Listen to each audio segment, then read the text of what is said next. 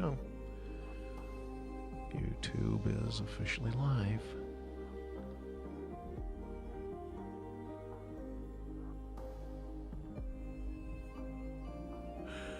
Alrighty. There's nobody here. That's alright. Still got work to do.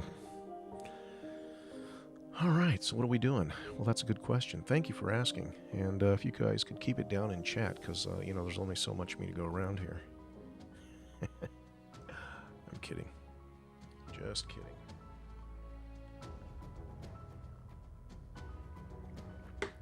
Alright, hope you guys got a beverage, because we are going to be, we're going to be hitting it hard today.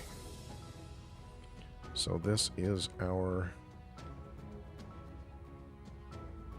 I call it Stuck Santa.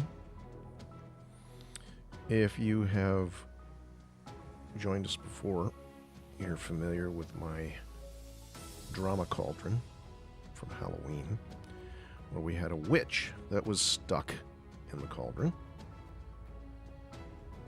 And so this is an iteration of that, where we are showing Santa stuck in the chimney.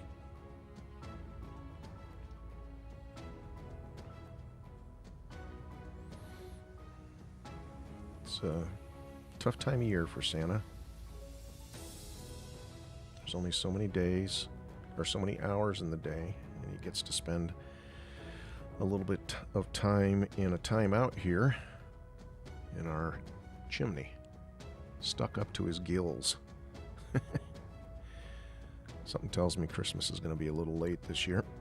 Alright, so where are we at? Well, what we need to do is we need to go ahead and I think we need some snow down here along the bottom and along the top of our chimney. And my apologies, I wasn't, I wanted to make sure... Oh, there's Whisper. Whisper, how you doing, man? I wanted to make sure that we had... that I had plenty of time to do the sculpts, but I'm a little behind in my holiday collection. The train took a little longer than I thought it would, so that's the reason I've been working offline as much. He had too many cookies, and you just can't get to that last batch down at the bottom of this chimney. Anyway, the train has taken me a while, and I may or may not have been pulled onto another project for a friend of mine.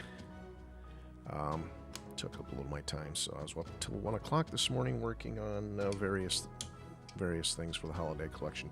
Trying desperately to get this thing done, to get the holiday collection finalized and get it live in time for this weekend.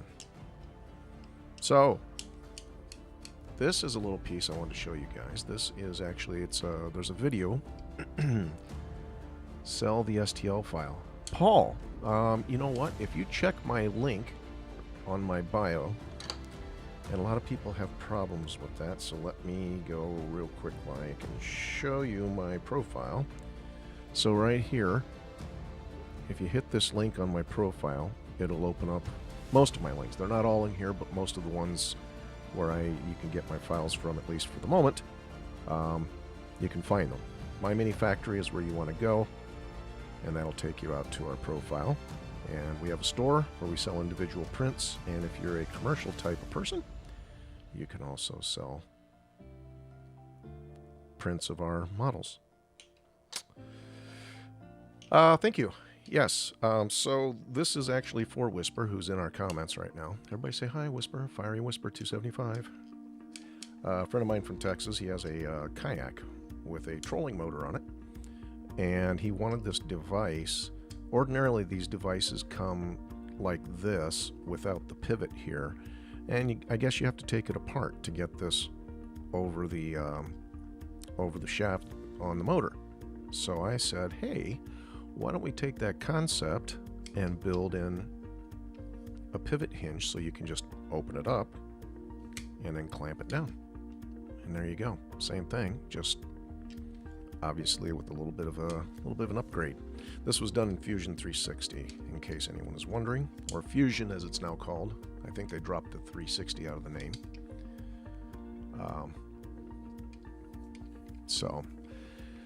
So, yeah. Hold on just a minute. My camera's acting up over here. Face camera.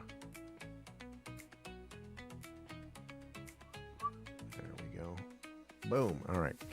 So, I'll be printing this out in red ASA today. So, ASA filament, if you didn't know, is both waterproof and impervious to UV rays.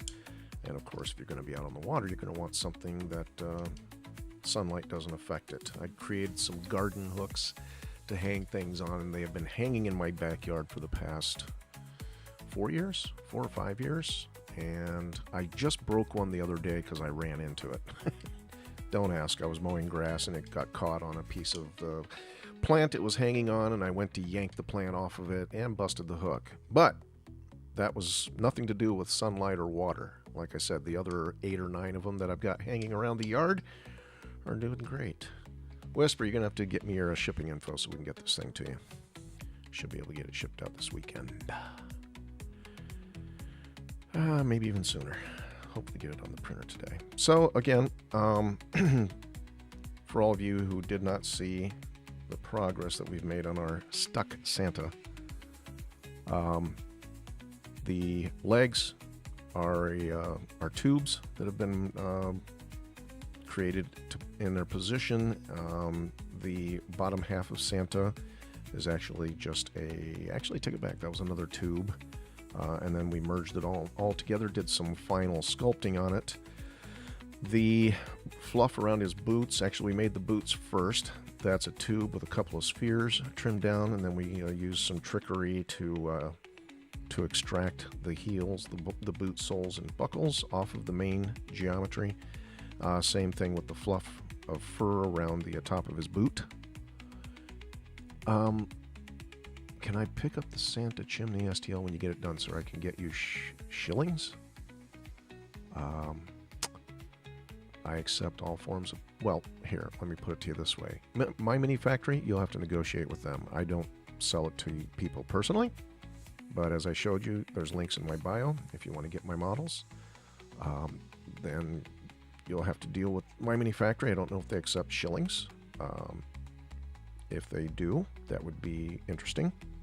So, but yes, the Santa Chimney will be available as an individual STL and also as part of our holiday collection. Have to use words TikTok won't censor. Okay.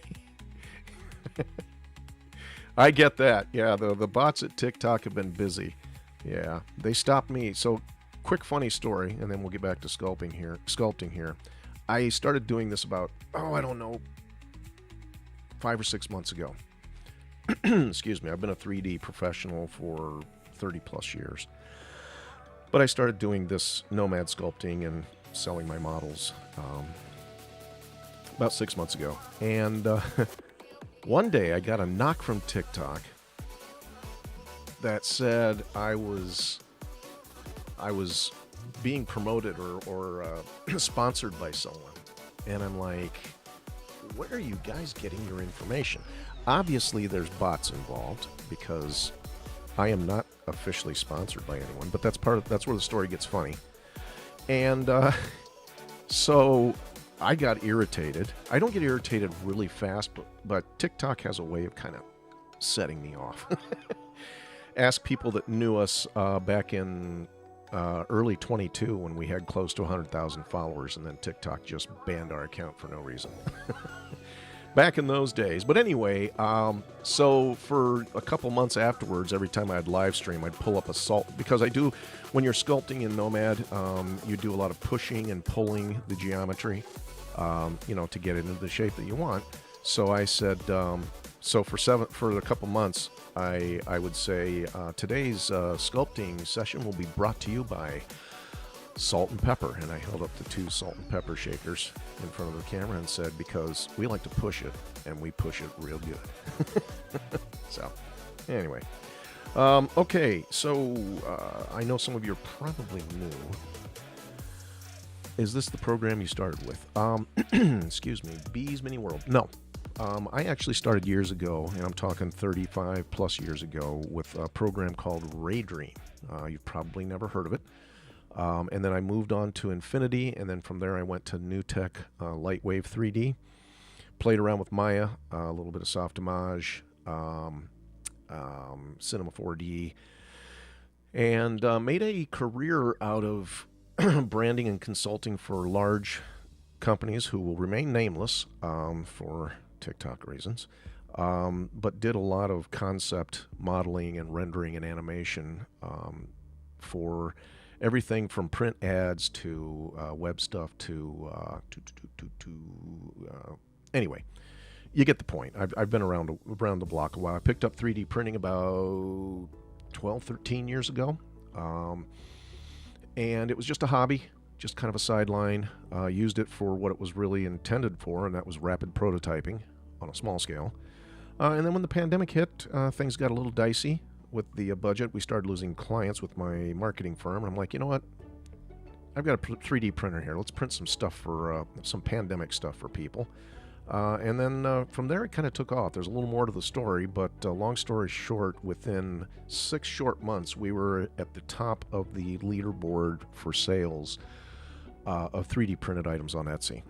we were actually one of the pioneer shops. Again, long story short, got cancer 2 years ago, stage 4. Thought I was on my way out. Shut the shop down, said goodbye. And God said, nope, I'm going to keep you around because I got stuff for you to do. And I said, okay. So I picked up Nomad Sculpt about a year ago, really started seriously getting into it about 6 months ago, and here we are. Okay, so here's the good news, B, if I can call you B. I've got a lot of information. I've probably forgotten more than I can share with you, and that's a good thing. It's a good place to be in life. I've got a Discord server. At the very minimum, if you want to join that, it's totally free. We do have a members only area on our server, but that's only for people that join tribes, and we have slightly different conversations with them centered around business. Not that you and I couldn't talk business, certainly can. Like I said, I ruled Etsy. I was in the top 0.1% of shops worldwide for sales. I won't tell you the actual numbers, but let's say it was 50 plus printers going day and night for 2.5 years. Yeah, we kind of rocked Etsy in the 3D world. I think a lot of people are glad that we're not selling prints anymore. Made a little room for everybody else.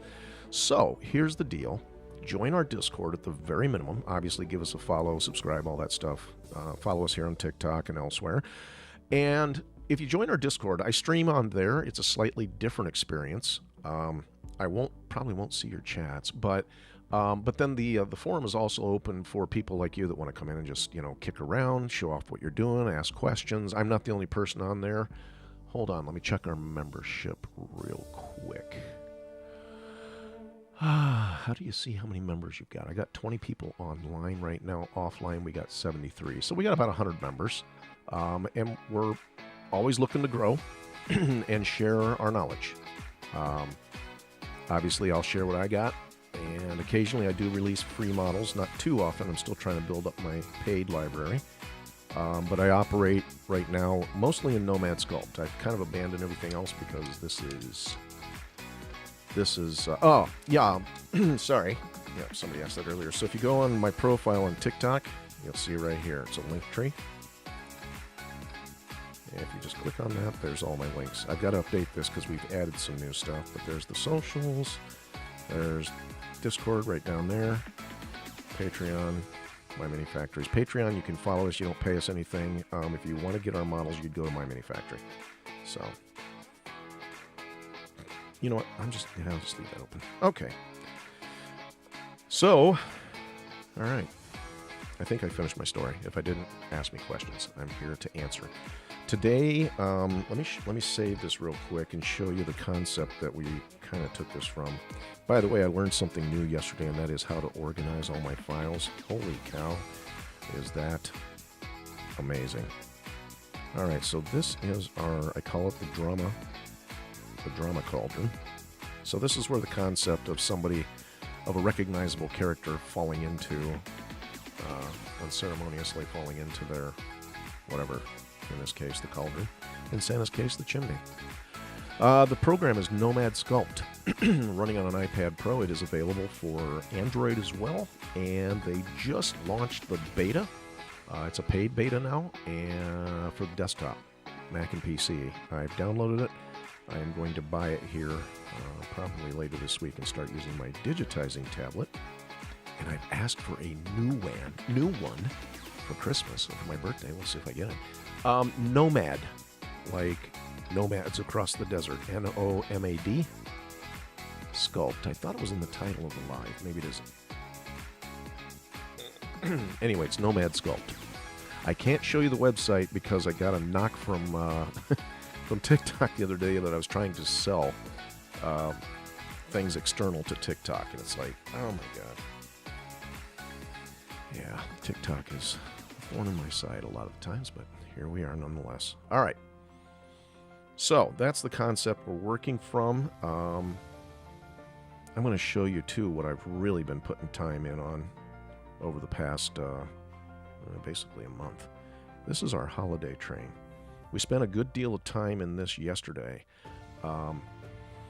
We've completely modularized this. We took the wheels off. We took the cow catcher off, so it's a plug-in. Is TikTok? No, I stream on YouTube, Twitch, and Kick as well, and then also on my Discord server. I'm currently live there now. Love you so much. Oh, that's a sticker. Like, who's falling in love with me? That's just unacceptable. I'm kidding. I appreciate it. Thank you, Little Up. All right. So again, this is going to be a functional train. It doesn't have a motor in it. That's the next version for maybe next year. But this train's going to pop up at various times because I've got other holiday ideas for this train too. So I'm going to kind of become like the guy in the Matrix, the train man. All right, so we got the engine. There's all the parts that make up the modular one. We'll look at that some other time. I want to keep moving on this holiday stuff. But here's the coal tender, which follows, of course, closely behind the engine. And then we've got a flat, kind of a hybrid flat/box car. And then last but not least, every train needs a caboose. We've got a caboose. Yay. A lot of techniques were put into play here. Triplanar texturing, extraction. The snow was extracted from the surface. I'm going to show you a little bit of that on the Santa sculpture here today. The entire roof from the red part up is removable, and that way you can put your wiggle buds or your whatever little knickknacks you want in there. And the doors swing inward as well. And the Janny couplers, which is what a train connects its cars to each other with, are actually functional as well. So yes, very proud of this because, and then of course tracks. We can't forget the tracks. You got to have tracks if the train is going to, run. So I created an interlocking straight segment, and then of course an interlocking curved segment. 45 degrees. Two of them together, just like the old Lionel train sets, two of them together will make a 90-degree turn, and so you can just print as many of these as you want and put tracks all over the place. And eventually when this thing's motorized with lights and sounds, it's going to be awesome. At least I think so. But I like anything that moves and makes noise. So, all right, let's get back to Santa, shall we? Oh, wait, hold on. One other thing I need to show you. Well, that's right. It's in my penguin collection. I did do a Santa. If anybody knows anything about me, this whole thing started when I made my wife a penguin. Okay. She's a penguin fanatic. She loves penguins. So every holiday I make a new penguin. Made a cancer awareness penguin for October. Let's see. Made a pilgrim penguin for the upcoming our harvest collection, and then of course for Christmas we've got a Santa penguin, and then Santa wouldn't be much use if he didn't have his helper, so we've got our elf penguin. There you go. Alrighty, any questions? Good. There will be a test later, so pay attention. But this, alright, I might as well show you this guy since we're here. This is our pilgrim penguin. And Where is our other pen? This is kind of the guy that started it all. And we call him Wiggle Buds. And this is actually the first in our Hearts of Hope series. So this is our Cause Penguin. And if you look here, actually, I did several of them because my wife is actually a two-time... Whoop. Sometimes I will break... Nomad, sorry. I'm what you would call a power user. All right, so my wife is a two-time breast cancer survivor. Nomad Sculpt, James, is the name of the application. And then, of course, there are several different causes, all with, different colors. There's all colors of the rainbow. So we've got lymphoma here. We've got breast cancer here. I think this is pancreatic cancer. Also Alzheimer's. The yellow or the orange is autism, and I don't know what the other one is. So you can make these any color you want, give them away to friends, do a bit of maybe a ministry outreach to in hospitals and whatnot. There's a lot of great a lot of great applications for this. The flippers are articulated, the body, and they're just a lot of fun. And this is what they look like when they print. There's our little penguin guy. I'd say his name is Flipper. Actually, I can't remember what I named this guy. I've done so many names lately, it's hard to keep track. We have a ghost version. That was for Halloween. Penguin wearing a ghost costume. Nothing wrong with that. All right. That's enough show and tell. Let's get back to work. Not getting paid to sit here and show off. Not getting paid at all, actually. Did you hear that TikTok? I'm not getting paid by anyone. All right, so here's Santa. Again, caught in the chimney. So what we're going to do here is we're going to put some snow. Cartesian Lab. Geod evening. Geod evening to you as well. Evening, so you're from somewhere else around the world. No, I know what you meant. I was just messing with you. All right, so we're going to put some snow around the base of our chimney. And we're going to put some snow on the top. We're going to do this one of a couple of ways. All right, so first of all, snow around the base, that's easy. We're just going to add a sphere. And there's our sphere right in the center. I'm going to turn grid on just so we can kind of see where we're at. I'm going to bring it out. I'm going to flatten it, and then we're going to expand it. I've never done snow before, so be gentle with me.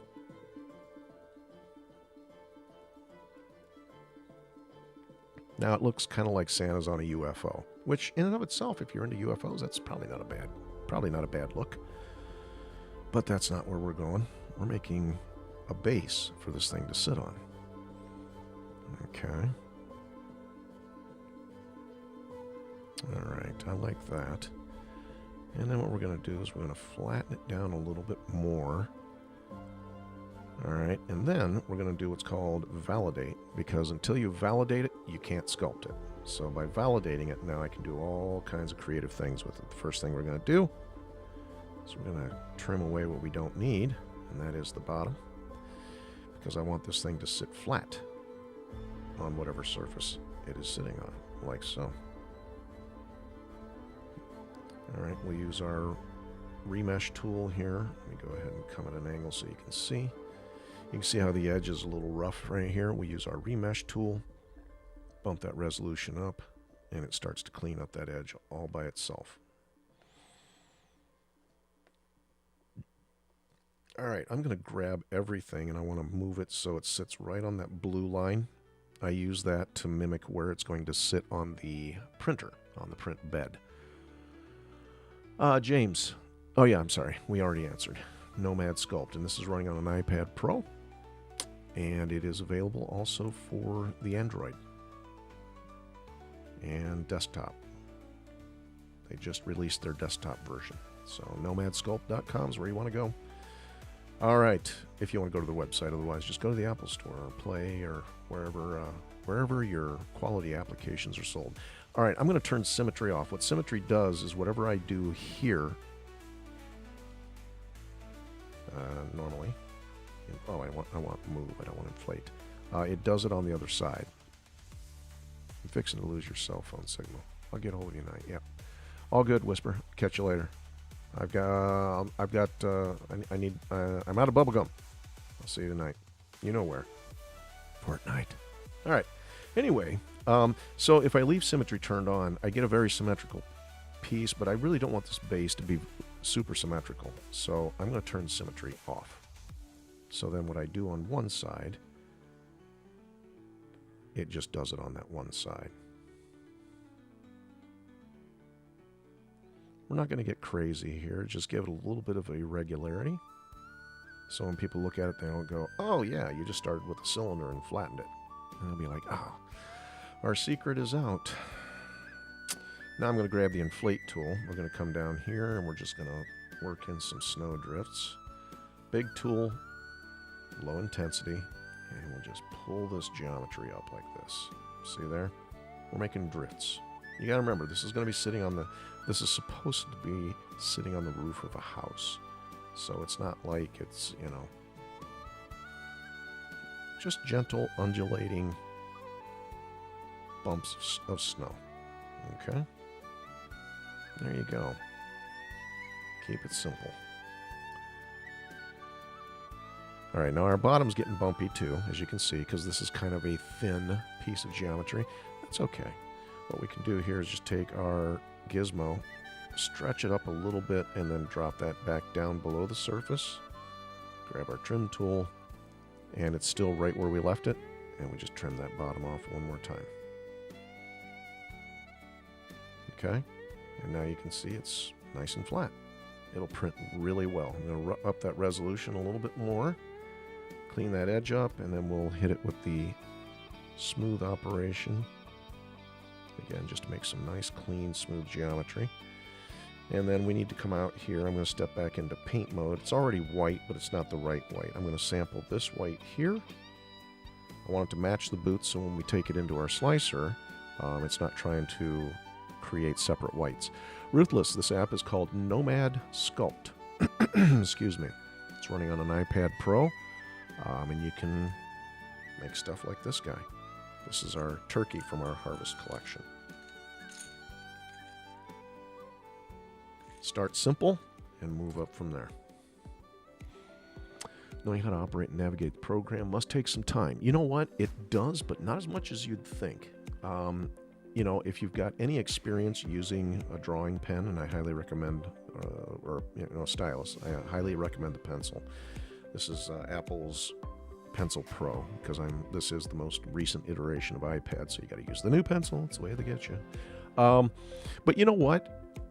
If you show up here and follow along what we're doing, I think you'll find that I'm still discovering new stuff in the program, which is great, because I love to grow and you know, improve my skill set.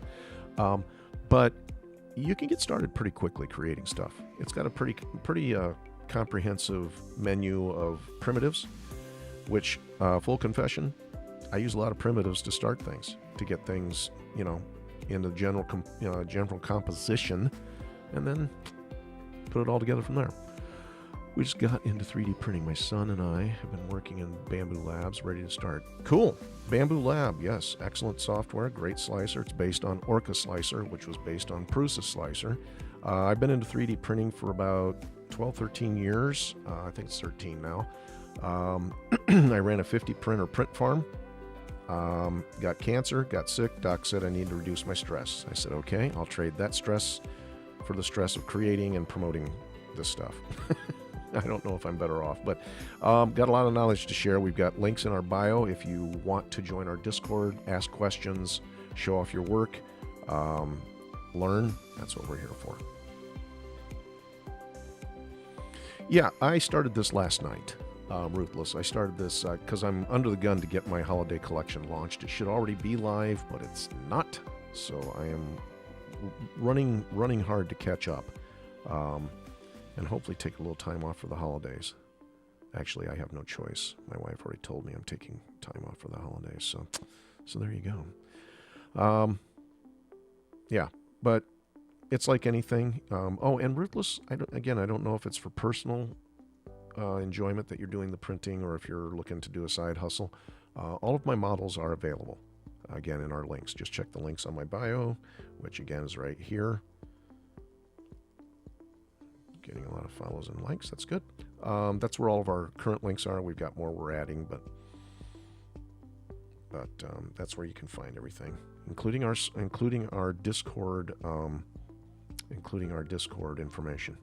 And just the Discord generally is free. We do have a reserved area for members of our My Mini Factory, so we don't cross the streams, so to speak. But yeah, definitely give us a holler. Remind me when you get in there where you came from, so I'm like, who's this person that thinks they know me? More importantly, and my wife be like, who's that? No, she's not the jealous type. I mean, she is, but I do my best to not give her a reason to be. All right, so what we're going to do now is we're going to create snow on top of our chimney. All right, that's next. We're going to create all the art, and then we're going to slice the top off and turn this into a container. Okie doke, okie doke. And the cool thing about this is you can print this in any size you want. The Witch's Cauldron that I showed you earlier. SE Vet Hobbies. This is an iPad Pro, and the application is Nomad Sculpt. It's also available on Android, so honestly, the tablet type does not matter. All right, back to our snow. We need to pull snow off of our chimney. All right. Now, some people would take a tube and run it along the edge here and then sculpt the tube, and you can do that. There's nothing wrong with that. But I know an easier way. Okay. And just let me preface this by saying there is no absolutely right way to do things. There's the way that works for you, and then there's the most efficient way. And I start with what's the easiest way for me to accomplish this. You know, the efficient way, or the simplest way for me. And that's the way I start. And then through experience, I'm like, oh, you know what? I could use, when I learn a new technique, I'm like, oh, I could use this to do that. And so then I move into efficiency. And that's what I'm going to show. I'll do my best to show you efficient ways to do things. What program would you recommend for new users with little to no cost for FDM printing? Well, Fusion is free. You can have up to 10 projects live at a time. But Fusion is a CAD program, and unless you are somewhat experienced in 3D modeling, it's not simple to use, I'll be honest. Nomad, it's $20. It's $20 and runs on a tablet, and you can whip this tablet out anywhere and start sculpting. That's why I love Nomad. It is simple to learn, and then there's also ZBrush, but that has a much steeper learning curve. I'm not saying don't try ZBrush, but Nomad will do a lot of what ZBrush can do, and quite frankly, a lot simpler to use. And if you show up here, I'm using primarily Nomad Sculpt. You can pick up a lot of tips and tricks from me for free. All right, back to our snow. So what I'm going to do is I'm going to take my masking tool. I'm going to knock the size down to about 50 pixels, and we're just going to paint the top of this. I'm going to solo it so we're just looking at the chimney. And we're just going to paint the top, or mask, put our mask across the top of this chimney. Okay. And usually I keep it pretty clean, but in this case, I don't mind if it actually spills over the edge a little bit. We'll get to the reason why here in a minute. So I'm just going to continue. The app Lotto is Nomad Sculpt, running on an iPad Pro. It will also run on an Android. And they just dropped the desktop version. So if you're interested in looking at it, it's nomadsculpt.com. I am not sponsored or backed by them at all. I don't think they even know I exist. But it is a fabulous application. And I love using it. As my 60-plus models I've created in the last 5 months can attest.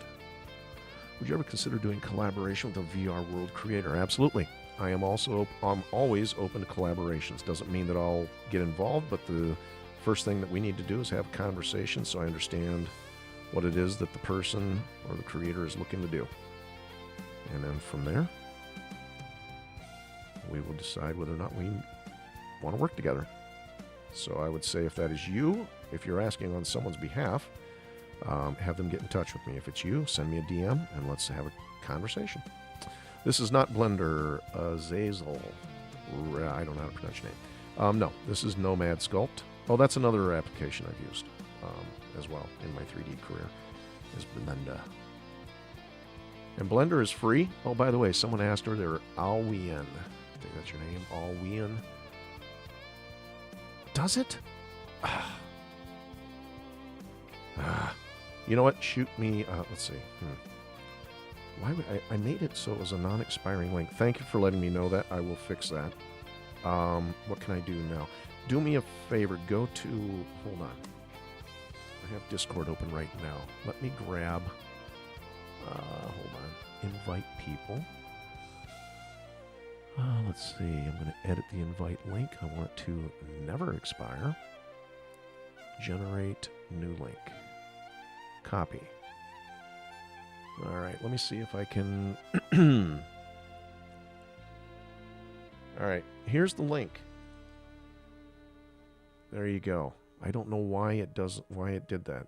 I always make my links so they don't expire, but I don't know. Maybe it expired anyway. All right, so again, I'm creating the look of snow here with my masking tool, and I just want it to kind of, you know, like snow does, just kind of hang over the edge. Okay. Just a happy little edge of snow. Nice, calm Christmas. Well, it's not Christmas yet. Christmas Eve. A nice, calm Christmas Eve. Not a creature is stirring. Not even a mouse.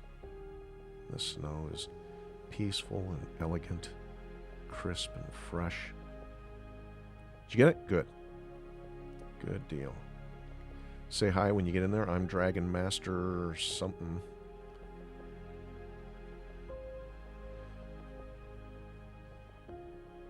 And like I said, it's a calm, uneventful Christmas Eve. Santa's making his rounds, but if you just got here, unfortunately, as you can see, he got stuck in the chimney. All right, so there is our snow. Actually, let me get the inside here too.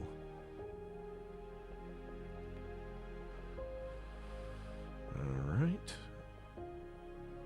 I will fix that that Linktree link when I get off my live here later this evening, because I don't want somebody to try and join our Discord. Makes me wonder how many people have tried to join and it has been expired.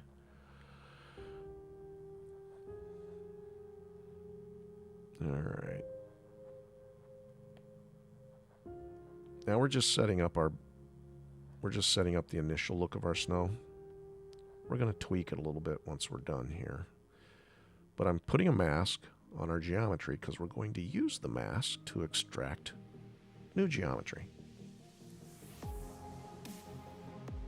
And you're going to, if you've got any experience in 3D modeling, you're going to look at this and go, whoa, yeah, I need to work with this application. And it's going to happen quickly, so pay attention. Here we go. Ready? There's our object. Here's our mask. I'm going to hit mask extraction right there. Turn X-ray off. And look at that. We instantly have snow on top of our chimney. And I haven't even tweaked it or anything yet. Isn't that amazing?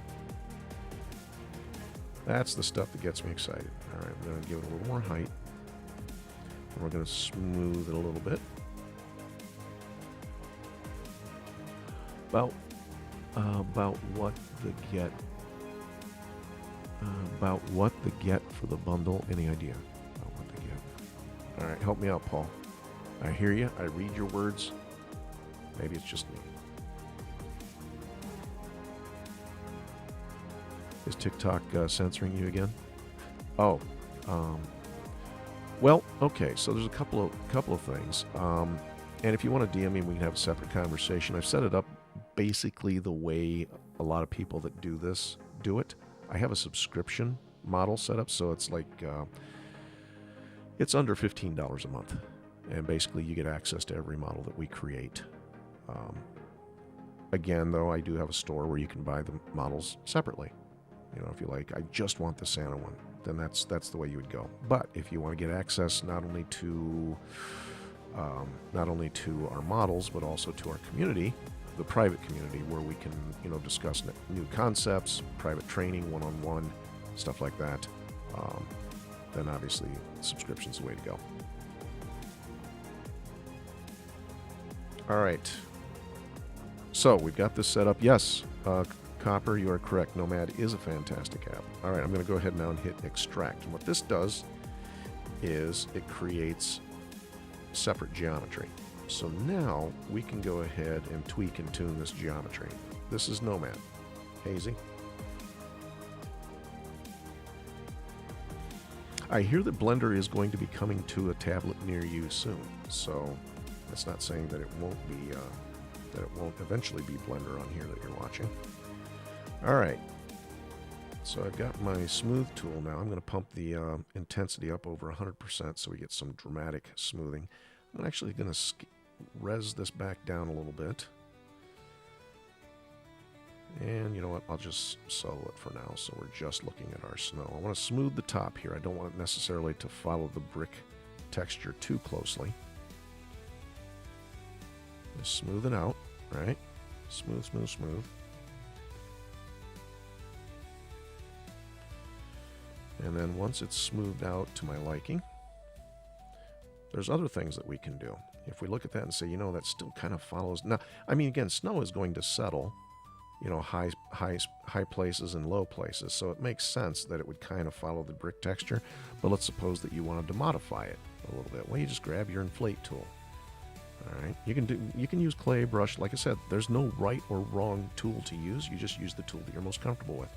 And then we just come along here with our inflate tool and we pump in a little extra bumps and curves.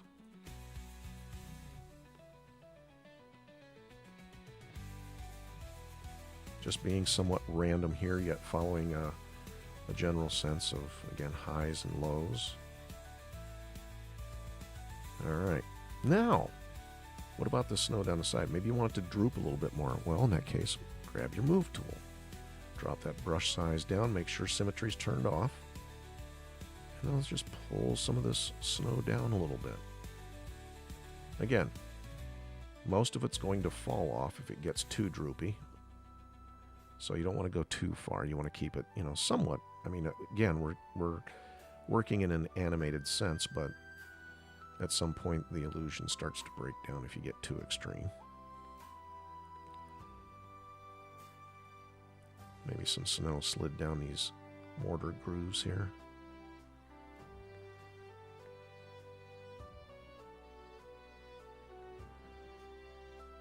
And I'm going to smooth that out a little bit more here on the side.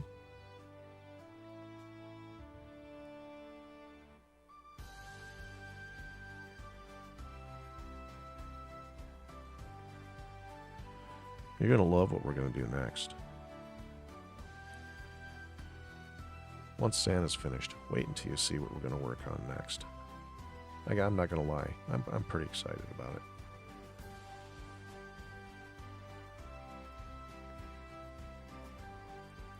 Okay.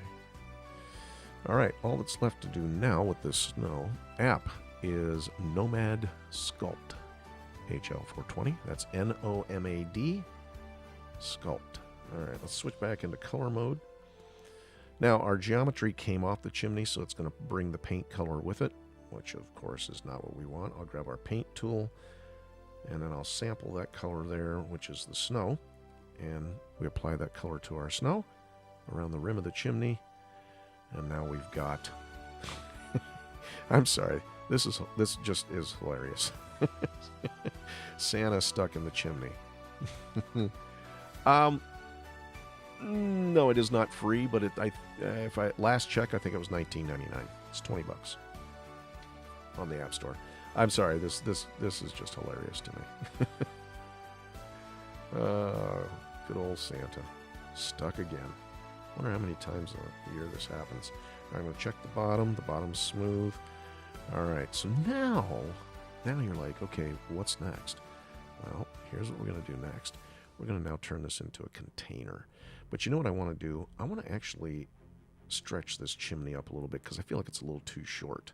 So here's what we're going to do. I'm going to open my objects pad and objects palette, and I'm going to pin it open so I can see. Basically, what I'm going to do is I'm going to take Santa Okay, this is actually snow now. Let's call it chimney top snow. There's the chimney, there's the snow, and there is our roof snow, which is actually our base. Alright, so now I need to grab Santa's body and his boots. I'm going to bring that all the way to the top, actually. And I'm just going to move it up a little bit. I want to take it up to about there. I am going to take the chimney top snow, which should be... Actually, I'm going to tie it to the chimney. No, I'm not. I'm actually going to move it independent. Oh, my bad. I didn't clear all of my masks that I used to create the snow. All right. And then I'm going to grab the chimney, and we're just going to stretch it a little bit. I'm going to turn on X-ray so I can see through everything to make sure that we're not going down below the base of our snow. And there we go. All right, so we've, in effect, made our sculpture just a little bit taller. I'll make sure Santa is in the proper position. All right, I like that. That's good. Just take a walk around here and make sure everything is right where we want it. All right. Anycubic is launching a Cobra S1 Max. Awesome. Hickstown 3D Prints. This is Nomad Sculpt running on an iPad Pro. Alright, and I'm running on caffeine. And soda water.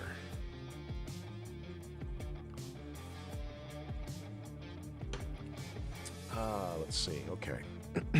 Cobra S1 Max. I'll check that out. Thanks for the heads up, sir. Alright. So, what we need to do now is we need to save. Alright.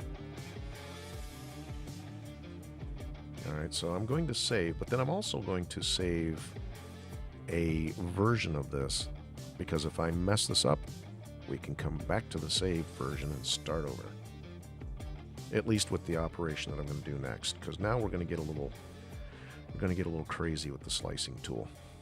Okay, so basically what we need to do, I'm actually, you know what, I need to turn on my, yeah, okay, hold on.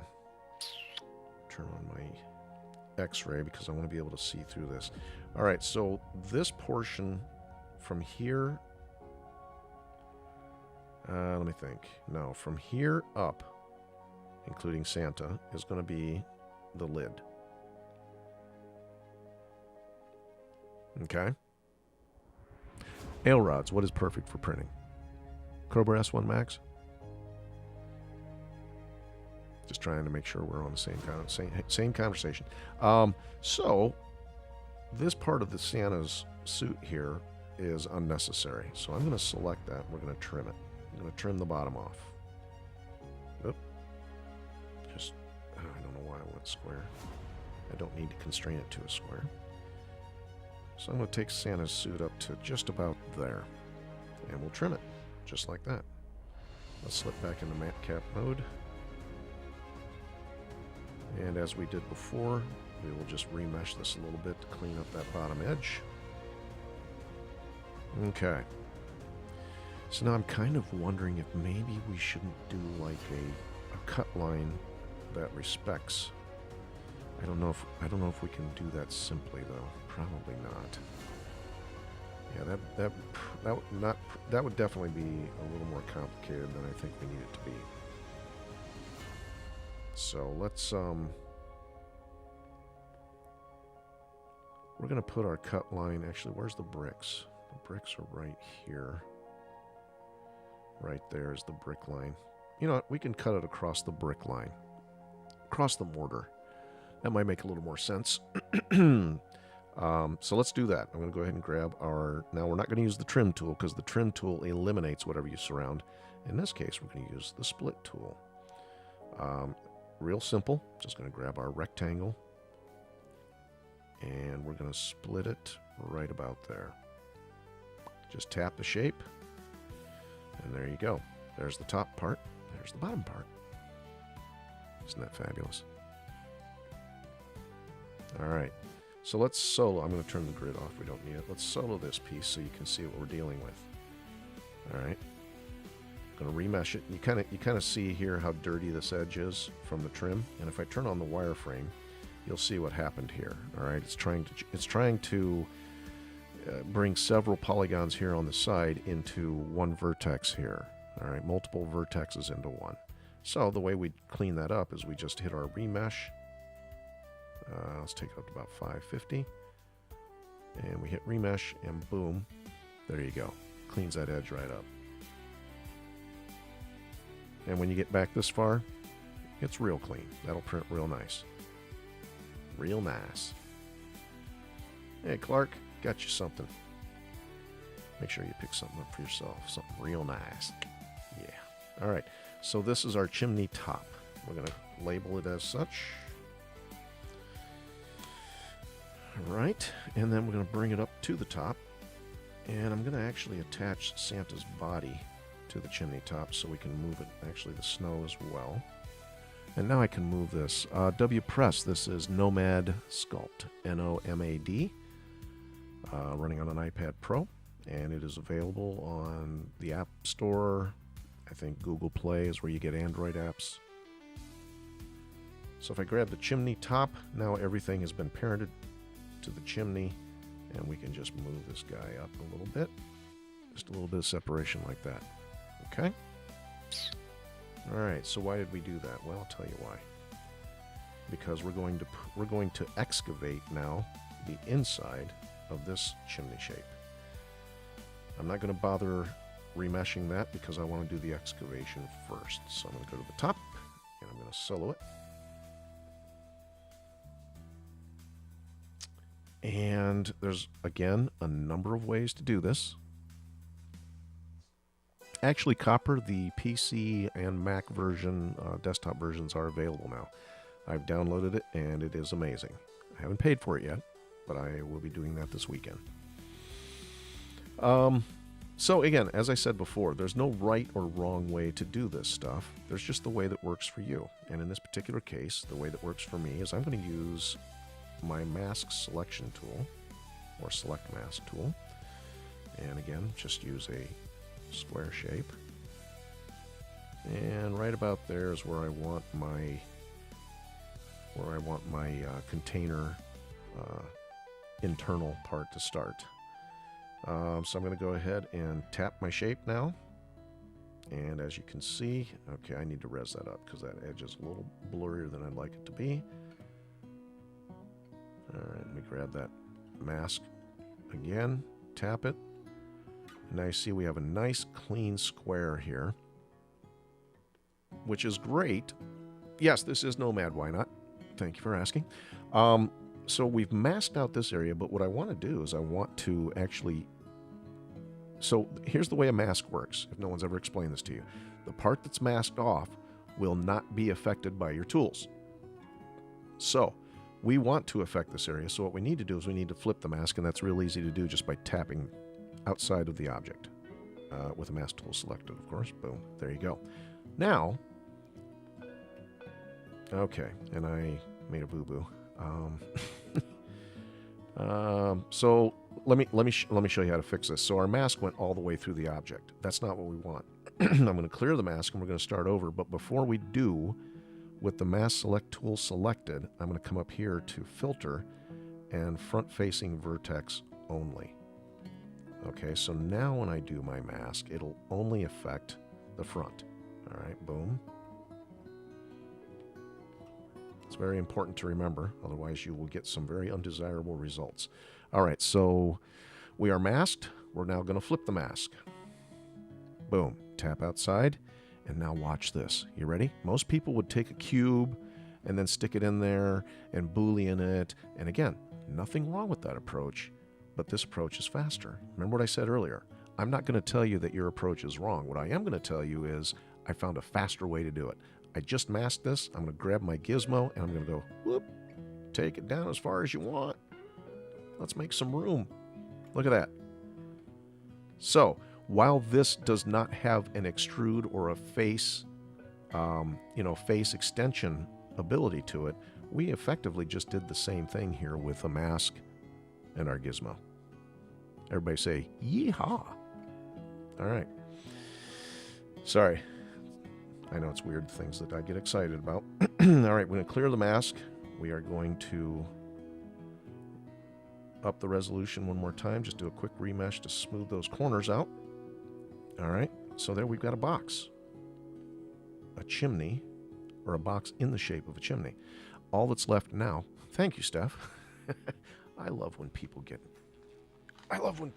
participate. Look at that. I'm getting all kinds of yeehaws. And I'm not even from the South. Integrate type 9001. Whoa, somebody's sending me roses. Thank you. This is Nomad Sculpt. You know what, Copper, that's the cool thing about it. Again, I come from a very traditional 3D modeling background where everything is done by polygon and vertex and, meta-NURBS. And, well, I'll tell you what, some of the organic stuff can be challenging. Now, they've made advances, but I started 3D modeling 35 years ago.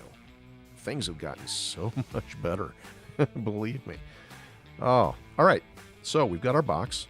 I'm going to unsolo this and turn off X-ray so everybody can see what we've got here. We've got a box with a little gap here.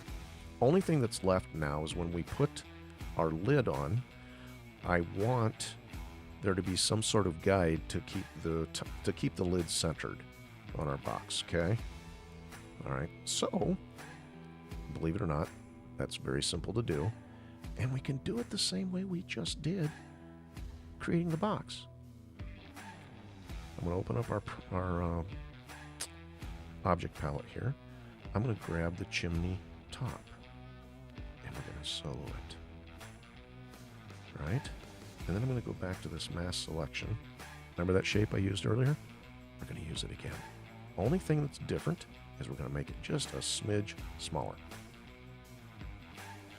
All right, I'm going to turn on X-ray and unsolo because I actually need to see some things here. So let me get rid of I don't want to see the top snow. I don't need to see the body or the boots. And I don't even need to see the roof snow. I just need to see these two chimney parts. And I'm going to look at it from the bottom. Lock down my view. All right. This is kind of an advanced technique. Not a lot of people know about it, but if you take your finger and tap this, it's going to mask.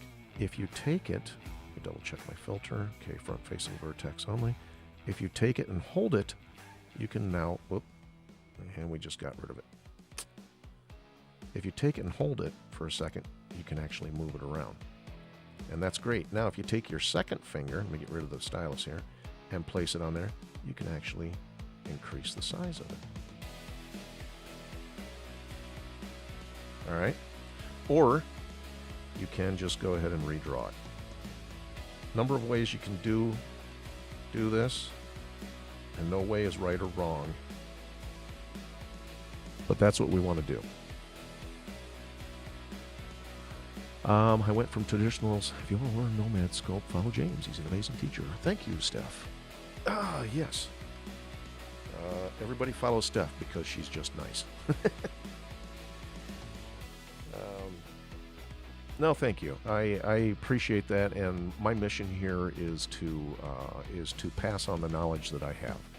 You know, if I can make a few bucks selling some models in the meantime, then so be it. But I love sculpting. I love doing this stuff, and if I can help you guys learn and enrich your lives because now you know how to do something that you want to do, then everybody wins. I went from traditional sculpting to Blender, then Nomad, and haven't looked back.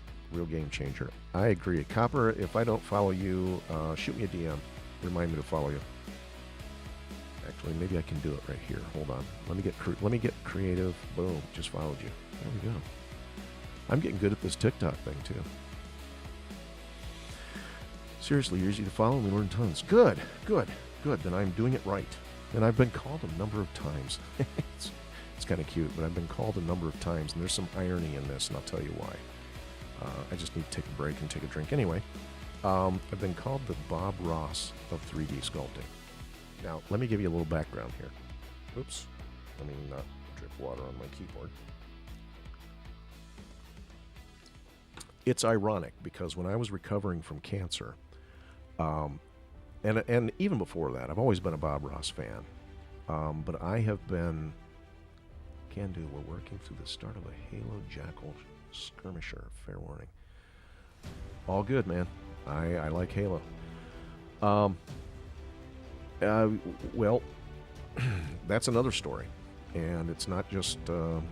Yeah, I have a mild obsession as well. We'll talk about that later. But anyway, so Bob Ross, I would fall asleep at night recovering from chemo, and the year and a half after that, because chemo, the kind of chemo that I got, I had a very rare case of cancer. Only 1% of people that get cancer, all cancers added up, only 1% of people worldwide get it a year. 1,300 people get it. It's called Burkitt's lymphoma. It's a very aggressive cancer, and when it gets to stage 4, which is where I was at, the tumor doubles in size every 24 hours. So I was probably days away from no longer being here. Made it through that, but the chemo that they put me on was 96 hours straight every 3 weeks. And it really wreaks havoc on your body, on your mind. And long story short, like I said, one of the things that gave me comfort was listening to Bob Ross, watching paint. And ironically, and like I said, I've always been a Bob Ross fan, but ironically, oh, absolutely, Steph, absolutely. I am a firm believer in God and Jesus Christ, and he was definitely watching me. Definitely, like I said, I was upset for a while because I thought for sure I was going to die. I was ready to go. I'd made peace with it and had my conversation with everybody. I'm like, all right. And then I didn't. It's like, okay, what are you doing here? Anyway, my uncle actually is a relatively famous oil painter, and his name is Lowell Spears, and he was a student of Bill Alexander and actually took over his painting show there for a while. So I have never had a painting show. I'm not much of an oil painter myself, but I've been kind of connected to that community. Yeah. So every once in a while I'll work in happy little this and happy little that. I made a video the other day and I intentionally did the script in Bob Ross style when I did the voiceover, and somebody's like, bro, sounds like Bob Ross. I'm like, yep, I've heard that before. Anyway, Bob Ross was a great guy. Ironically, he died of cancer too. I think it was in 1984, if I remember correct. Year I graduated high school. Now you know how old I am. I'm sorry. Okay, anyway, back to our chimney. We're going to go ahead now and run the mask on that. All right. So again, this is our lid. We're looking at it from the bottom intentionally. Now, as we did before, I want to affect this portion and not the outer portion. So I'm going to grab the mask tool and just tap the screen so it'll flip the mask. And now we're going to go the opposite direction. Instead of pressing it inward, I'm going to grab that gizmo tool and pull it down. Just a little bit like that. So now we have a lip on the inside of our lid that allows us, I'm going to clear the mask so you can see, that allows us to guide it into place when we place it back on the chimney. Hold on. TikTok is asking if I'm still here. You think their bots would be smart enough to hear me talking, right? All right, let's up the res just a bit to clean up those edges while maintaining our detail. And just like that, let me go ahead and turn everything on that we turned off earlier, and then turn off X-ray, and there you go. Now, I will tell you that I'll be experimenting with this. I'm not going to do it today because I want to move on to a different project. But I am going to be experimenting with this a little bit. Let me switch over to paint mode. I thought about what I thought would be kind of cute would be a reindeer. Maybe a reindeer here reclining against the bricks with his feet out here. Maybe like, I don't know, like holding a phone or something, or rolling his eyes like, oh gosh, this isn't the first time. You know what I mean? I don't know. I'm still playing with the concepts here. So, all right. But that is definitely, I think that is definitely a finished piece here.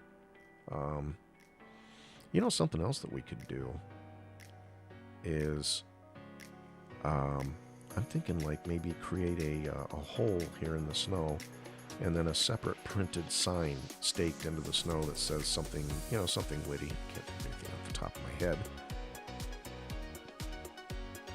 I don't do 3D creations. I'm a painter, but I'm being swayed in more ways than one to become one. Well, good. I'm glad that hopefully this is helpful.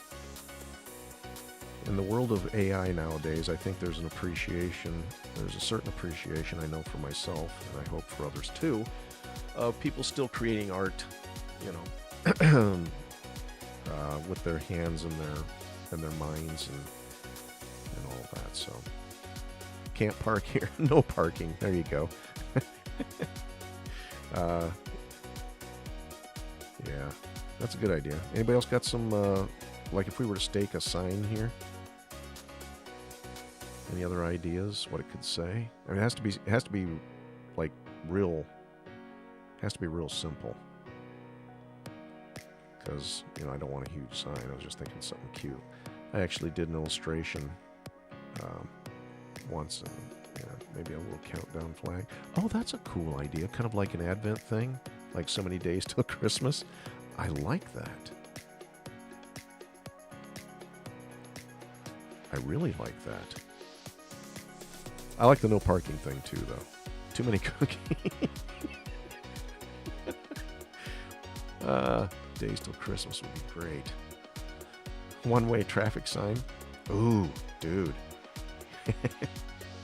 Nice. Shouldn't have eaten all those cookies. Oh yeah, I'm liking that. You know, I'm going to do a video to this as well. And of course, if you want to display it, there you go. That's turntable mode enabled. I was thinking too of making his pants falling down and showing a little bit of plumber's crack there, but then I thought, no, we don't need to get weird here. Santa's already having a crisis of confidence here. I'm sure that wouldn't help. Crisis of confidence. All right. So, what do you guys think about? You could do a little flag that has a little area people can write down the numbers in. Okay, now that I like. And we could use ironing on the sign to make a real nice smooth finish. And then just have it say days till Christmas on top. Days to Christmas. I like that. I think that's going to be it. Yeah, with the dry erase marker. And I would probably, yep, we'll print the, I'll print the sign out of ASA, which is impervious to liquids and UV. Chalkboard, that would work. Yep, I like that. A lot of great ideas. Thanks, folks. I will take them and make $1 million. I'm kidding. By the way, the mask extraction technique was also what I used to create the buckles and the soles on the boots. Just so you all know. And if you weren't wondering, well, now you know anyway. How about that? I was going to do shoelaces and stuff, but then I started looking at pictures of Santa boots, and they're all slip-ons. You could even count the little area, coat the area with some UV resin. Okay. Yep. Like I said before, and this is just evidence of that, there's no right one way to do it. There's a lot of great ideas here, and if I quit running into my phone, my screen wouldn't shake so much. My apologies. Okay, so I'm thinking that we're going to do a variation on this theme. You know what I was thinking? Maybe a little, oh, you know what'd be great? Hold on, let me think. What colors we got? We got black, white, red. That's 3. And then gold makes 4, 5, 6. So I've still got a couple of colors to play with. I'm trying to keep it under 8 colors for people who have 2 AMSs if they want to print it out in full color. I'm thinking of a few presents scattered around the base of the chimney as well. Kind of like, you know, the explosion that happened just before he fell into the chimney. All right. So, all right. Got a lot of ideas to play with here.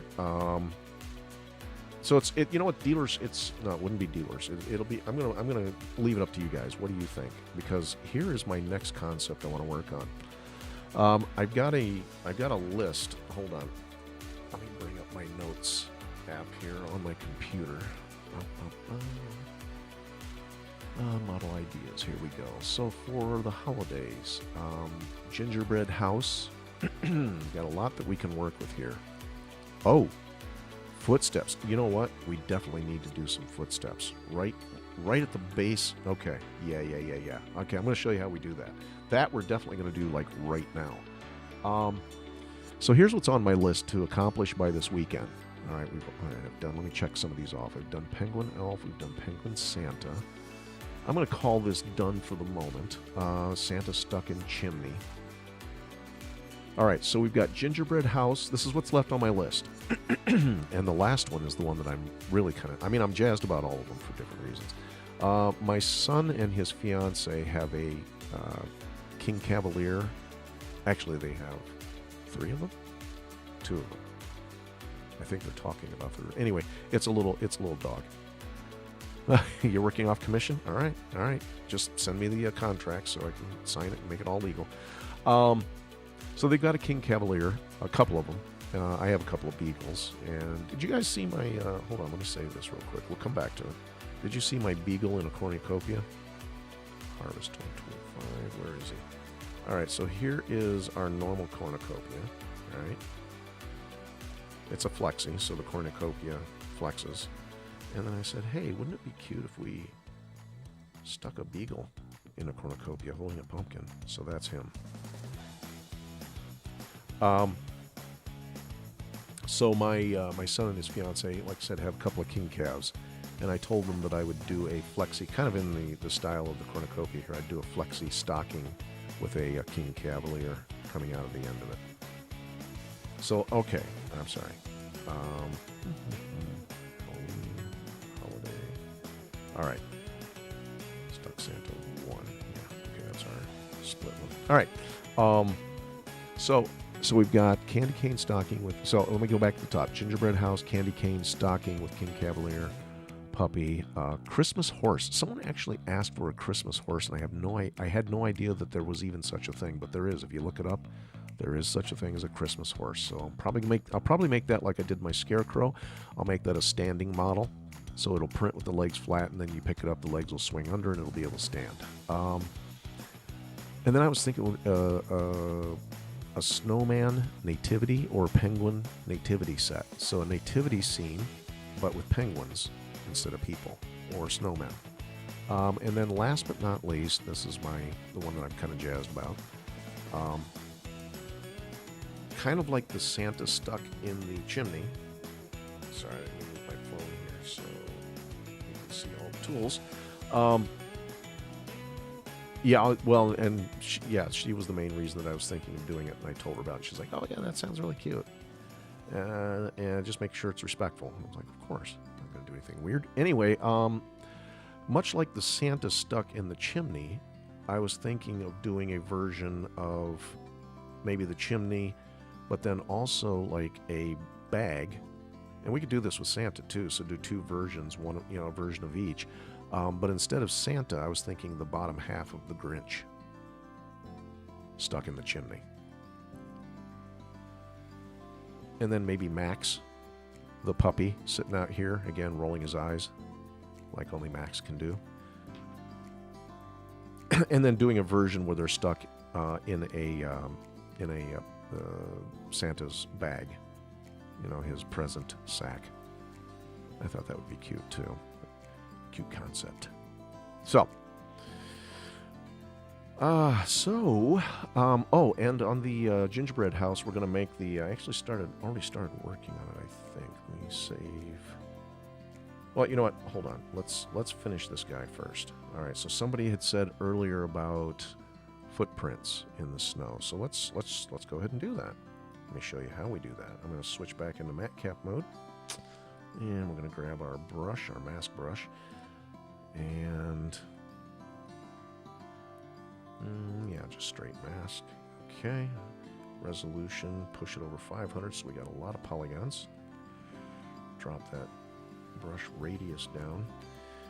And let's see, there's his boots. So I'm going to make a footprint right about here. and then one right about here.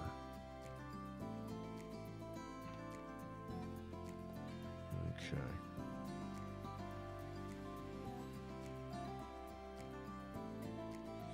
And basically, it's just going to be up to you, the artiste. No way to take his foot tip, flip it, and imprint it. Yeah, we could, I could grab the soles. It is an individual item. Flip it down, line it up, extrude it, and use it as a boolean. So that's actually, it's not a bad idea. And it's a different way of doing it. So I like exploring. So let's grab one of his boots here. We're going to clone it. Or not the boot itself, just the sole. Good call, Paul. Everybody say, great job, Paul. Okay, we're going to stretch. We need a little more room here on our snow, so I'm going to pull this out just a little bit here. Actually, I'm going to go a little larger with the brush.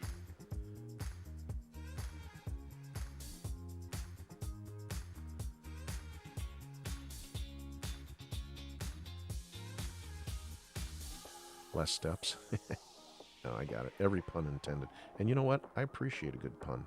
I think they're very punny, so no judgment there. All right, let's flip this shoe over. I'm going to have to get it somewhat oriented.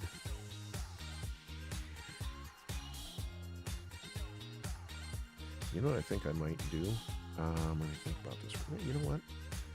No, I'm going to leave the heel on it. Leave the heel on it. So the heel, it would need to actually, I'm going to snap it to 90 degrees.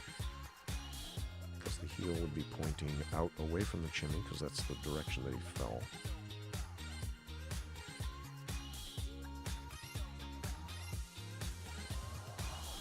I'm going to scale it down just a little bit. It doesn't need to be a one-to-one. And then what we're going to do is we're going to stretch it a little bit. Actually, you know what I'm going to do? I'm not going to use the gizmo to do that. I'm going to mask the bottom. Let's solo this. Grab our mask tool, and then untap, and we're just going to mask these surfaces here. And then we will flip our mask. I'm going to blur it a little bit. So what we're going to do is we're going to pull this bottom of this shoe down without overdoing the dimensions that a gizmo stretch would do. So now it'll go down through the snow and leave us with the shoe print at the bottom of our... Hey, I didn't say I knew everything. I know a lot of things. Hexcam, this is Nomad Sculpt. All right, let's go ahead and lose our mask and then apply a little more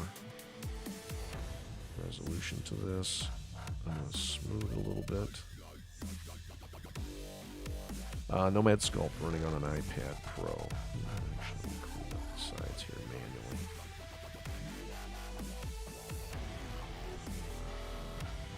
Alright, I think I need to actually drop the resolution.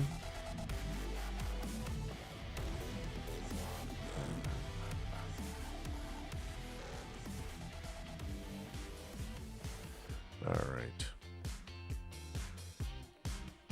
So there is footprint number 1. Let's turn on X-ray so we can see through everything. Get this all lined up properly.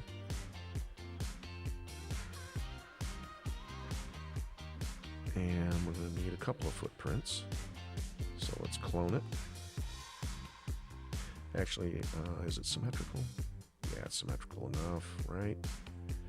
Now, I'm going to flip it. We're going to use a mirror repeater on this. And that is, so now the feet point in opposite directions. I'm going to turn snap off. That way it doesn't look like it's the same shoe. Yes, I am 100% self-taught. Okay, so we're going to use these as booleans to cut our footprints out of the snow. And that's as complicated as it gets. He was right there. He was right here, and he was ready to jump in, and then everything kind of went sideways. Alright, so these are the boot soles. I'm going to bring them out here and put them on the roof snow, because that's where we're going to be messing with those. Alright, grabbing the mirror, and we're going to validate it. We'll join the children. And actually, just so it doesn't look 100% symmetrical, I'm going to go ahead and just give it a little rotation here, just to put a little off center. Maybe he was standing here and he went to swing his leg over, and then he fell.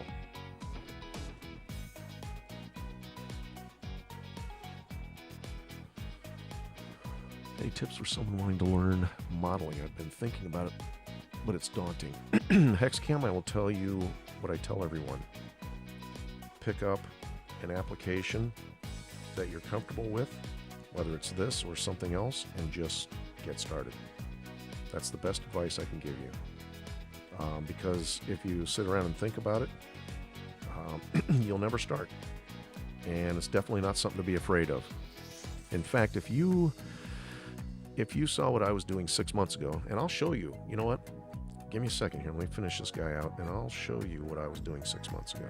All right, so now I'm going to go ahead and use this as a Boolean. And what a Boolean will do is allow us to cut into the geometry and create a hole. So that's what we're going to do. In order to do that, we hide it, and then we select the piece we want it to cut. You can still faintly see that it's there. If I hit the Boolean function now, there we go. Instant footprints. All right. Now let's go ahead and I'm going to drop the resolution on this just a smidge. And then I'll pump it back up a little bit, and I'm going to grab my smooth tool and come in here and smooth the edges of these footprints.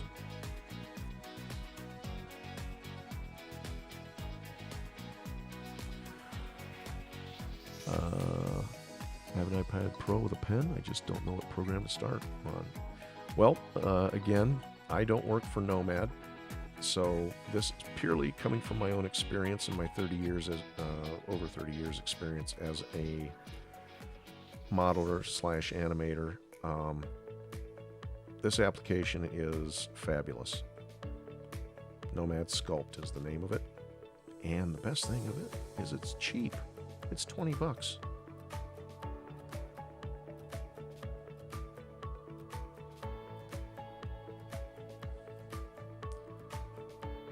It's cheap. What is that? Couple 3 Starbucks?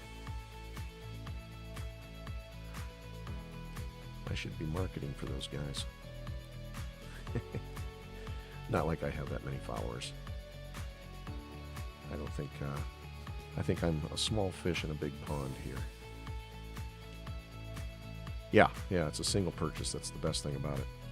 Although I would pay for it as a subscription as well. My wife might be a little upset just because, you know, you gotta make money to spend money to make money. Alright, so there we go. There's our footprints. Oh man, this thing just gets funnier and funnier. Alright, now of course we need to make it all white, because the Boolean that we used was black, so it made it black. And we could, you know, you could leave those black if you wanted, or just dirty them up a little bit, but that's going to add another color to your print. And you want to be cognizant of that because, again, not everybody has 4 AMSs and can, you know, print 16 colors. Wouldn't the snow on the chimney be disheveled from him hitting it? All right, Paul. Yes. But I'm going to take artistic liberties here and leave it the way it is. All right, there we go. Another thought for the sign, watch your step, or watch his step. Yeah, see, Paul here's going for realism. There's some certain animation liberties I am willing to take. Because I'm thinking, you know, I was thinking earlier, I'm like, well, there should be clumps of snow around here, and it's like, okay, come on. You know, this is a Disney-styled animation subject, not a Norman Rockwell painting. But that does look cool. That was a great suggestion with the boot prints. And then if I'm going to put a reindeer slumping, you know, against the chimney, I think it'd have to be over here. But I have to be mindful of this cut line. So he could slump here. Maybe have him like hunched over his phone. So he's not just like laying back taking it easy. He's like hunched over his phone texting Mrs. Claus. Send out the reinforcements. Santa is stuck again.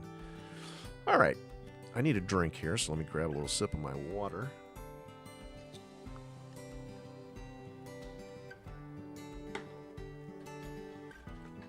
All right, if I lose track of the time, you guys got to let me know if we hit 4 p.m. because I got to take the dogs for a little stroll. All right, I do like that. I do like that. I think if anything, I might smooth these edges up just a little more. But I love that we used that, again, we could have done the masking thing, but I love that we used the boots because we got the heel imprints there too. That's just awesome. An elf would be small enough to fit that spot if the reindeer is too big. Yeah, yeah. You know, another thing that I could do, I could make this a display piece. Oh, you just gave me an idea. Dude, wait for it. Hold on. We're not done yet. I am going to save this. Hold on. I'm going to save it. And I'm going to do another version, just in case we don't like what we've done. Remember the penguin elf I showed you earlier? What if this was not only a container, but also a companion display piece where you could stand a penguin, one of the penguin elves, alongside the chimney? What do you think of that? So it's kind of like, you know, I mean, you could put other penguins around it, but one that actually stands in the snow next to the chimney, which again reinforces the whole Wiggle Buds brand that I've developed. So let's do this. I want to make a little more room for him. Question is, what side do I want to put him on? I think we put him over here. Have him stand here, and he won't be parallel to the chimney. He'll be just kind of off kilter, a little bit facing out this way. All right, so we'll need to pull that side out. Let's go ahead and do that. Make a little room here for our penguin. Oh, and by the way, who was it? Heartland? Who was asking me about sculpting? Let me scroll back through the comments. Yeah, somebody was asking HX Cam. iPad. Yeah. So here's the deal. What makes this type of work successful is not as much. I don't want to dismiss technique and skills, but coming into it with an idea on what you want to do and where you want to wind up. You know, again, this idea stemmed from my drama cauldron. And again, for those of you who are new here and don't recall that, this is the witch's cauldron that I did with the same concept. The potion and the legs are removable, and then the cauldron is a container. And as I was doing this and thinking forward into the holiday season, I'm like, oh, wouldn't it be cool to do a chimney with Santa stuck in the chimney? Same or similar concept.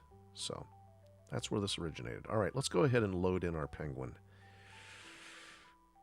Now the question is how big is the penguin compared to our original sculpture here? All right, penguin. We're going to add a penguin elf. Oh my goodness, he's huge. That's okay. No, this is not Maya. This is Candy. I was reading Candy Cane. This is Nomad. Nomad. Nomad Sculpt. All right, so our penguin is huge. Now, the way that we could tackle so many holidays like that with a leprechaun or Easter bunny. Oh, dude, you're already in my head. We're going to be fast friends. So this penguin, I normally print. Let me show you a printed sample of it. So he normally prints at about 65 millimeters in height. All right, so this here is irrelevant.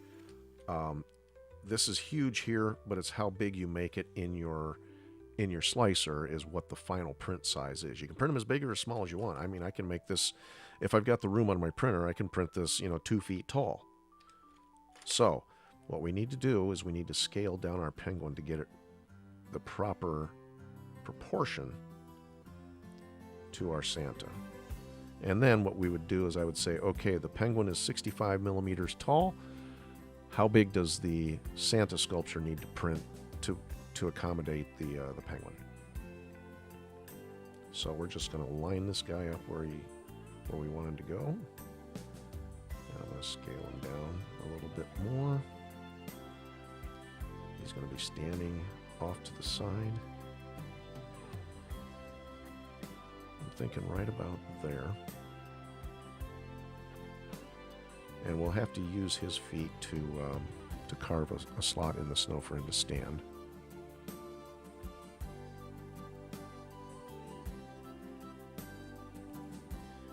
Alright, I'm thinking of rotating him again a little bit here. And, you know, just for presentation purposes, let's go ahead and rotate his flippers down into position. Whoa, brought the lights with it too. Hold on.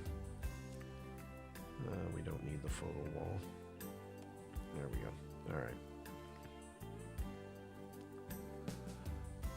Alright, I think we're on to something here, folks. I'm going to turn on X-ray. And where's my penguin? There's my penguin. Nope. That's the Santa. That's the chimney. There he is. Penguin. We don't need all those cameras. I just need the penguin. I'm going to bring him up to the top. And I'm going to move my pivot point on the penguin down here so I can scale him up or down at his feet.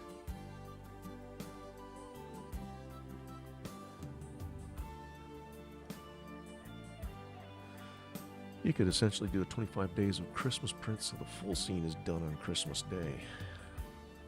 You know, Copper, you're officially in charge of my marketing.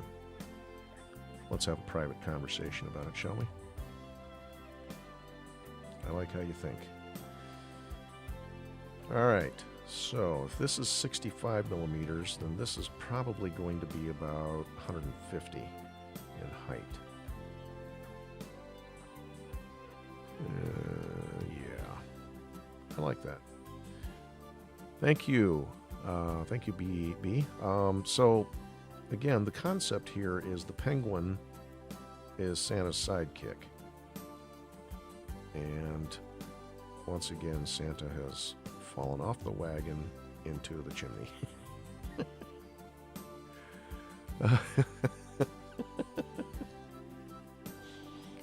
Oh, yeah. Cassandra, thank you. This is cool to watch. I've been wanting to learn how to sculpt. Well, you're in the right place. A lot of links in my bio. My apologies, my Discord link doesn't work, but if you give me a follow and show up later, I will have the Discord link fixed. You can come there and find information, share your sculpts, and learn. And yeah, the idea behind the penguin, we're just going to create a spot for him to sit. Otherwise, there'll just be footprints there. And then people can print out. I'm going to make a version with the indent for the penguin and one without. So if people are like, I don't want a penguin in my Santa display, I'll be like, all right, you don't need to have one. And we won't look down on you because you don't like penguins, at least not publicly. Yeah, no, B, it's yeah, it's not you. You know what? Maybe hold on. Let me see if I can real quick. Like it'll just take a second.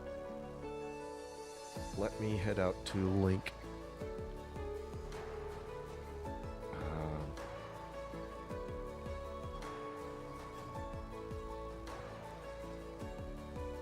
Let me see if I can fix it real quick. Link tree, here we go.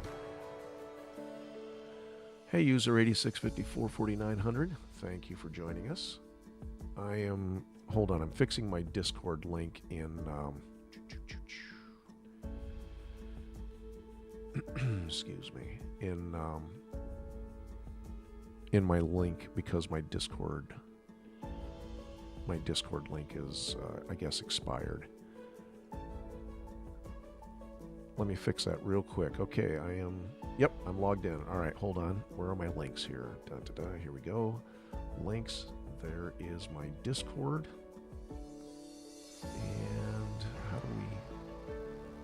Oh gosh, I feel so bad. There's been 140 links, and we have not had that many people join us. I'm sorry, folks. Well, we're going to fix that right now. All right, there's the... Hold on. This will just take a second, and then I'll need somebody to check it for me to make sure that it's working as intended. All right, so I want to never expire, no limit, generate new link, and copy. All right, now that goes over here.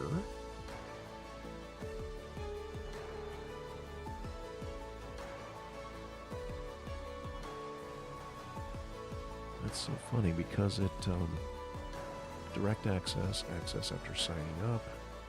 Nope, just direct access, and then I should be able to save it, right?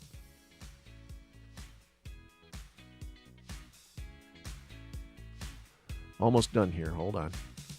I just want to make sure that I save it correctly.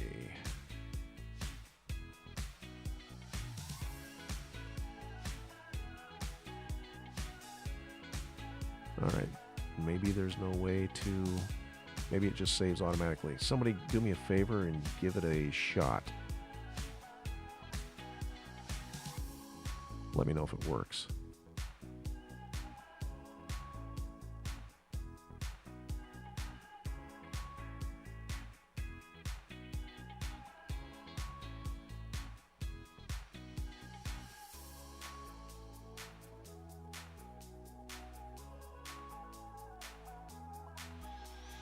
Oh yeah, I usually have somebody in here that tells everybody tapping is clapping.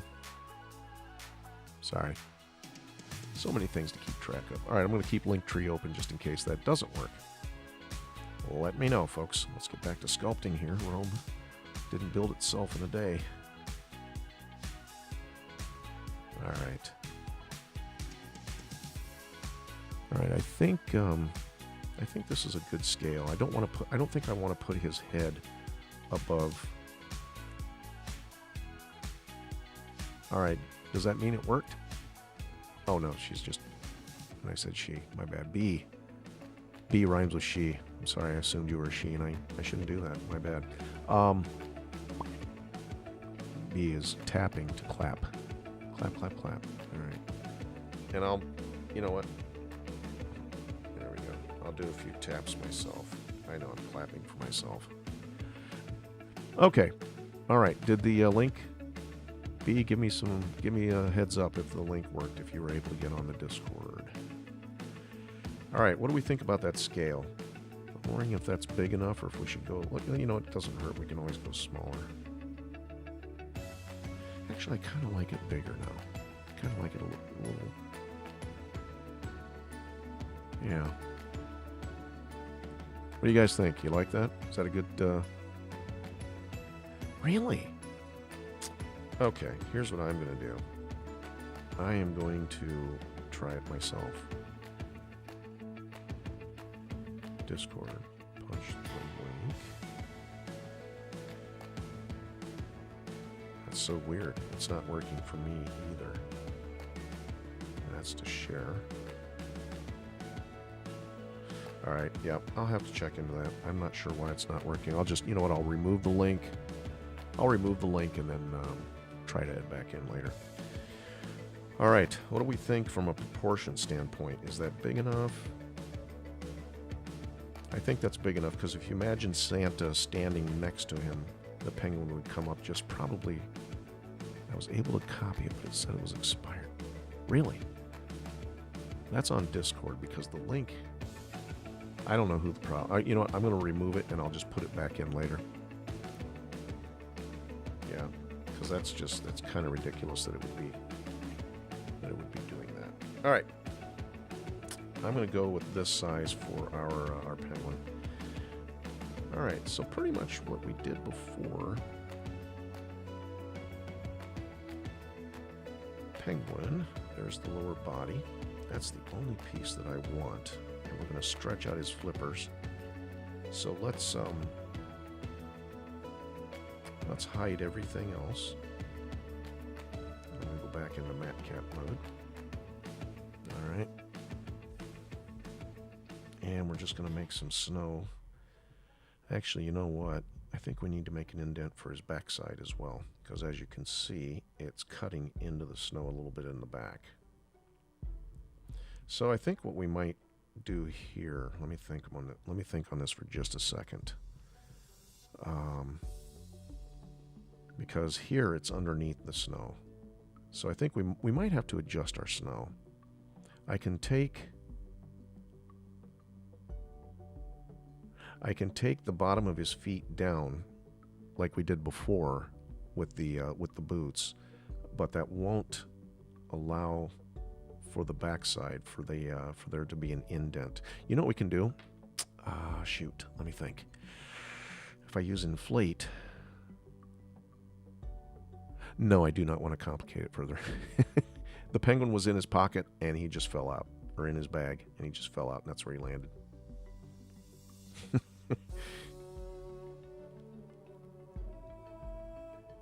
All right, Pride and Joy, thank you for coming. It's always nice to have you here.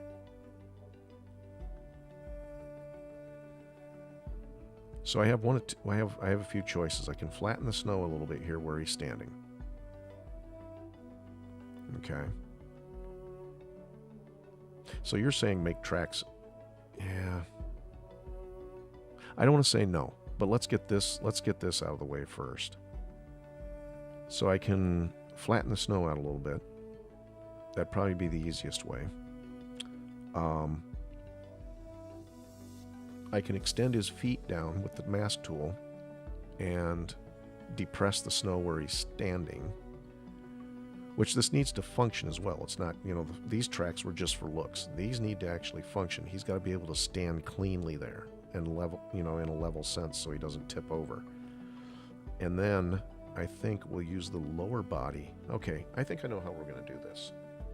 So we're going to extend the feet down, cut out the feet marks, and then we will cut the feet off the body and use this lower body portion to expand using our inflate function to boolean out the part where his backside will rest.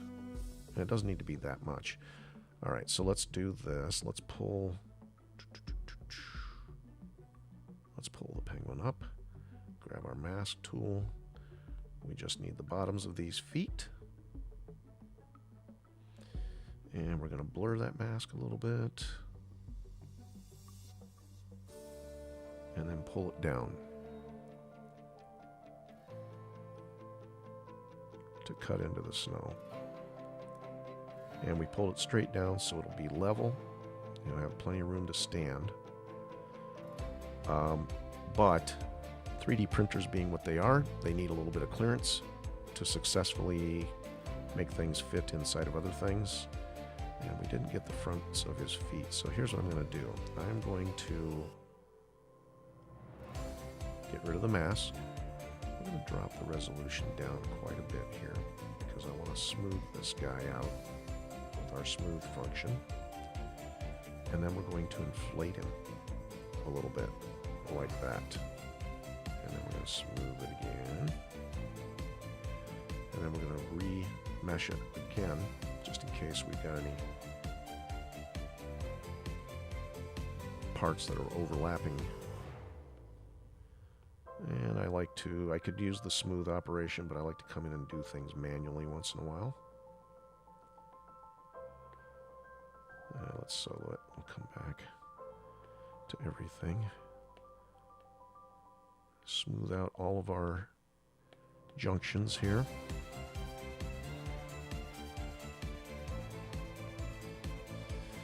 All right. And then for added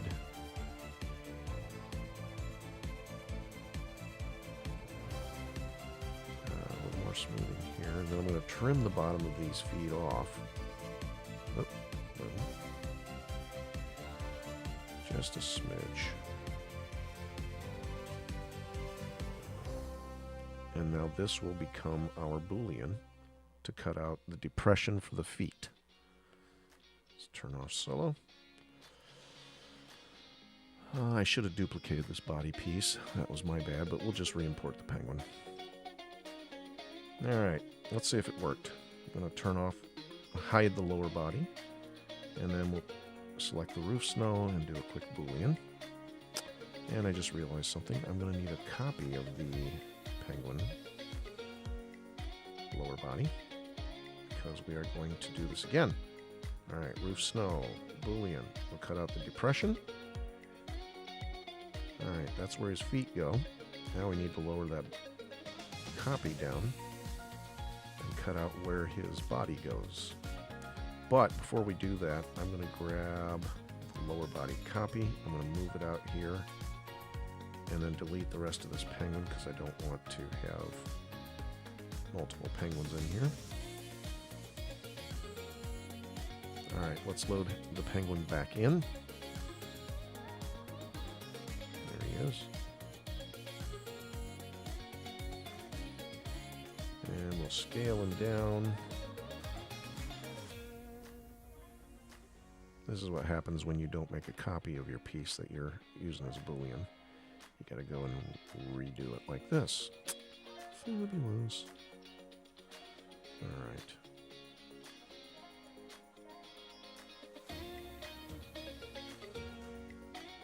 Alright, I'm gonna grab it here.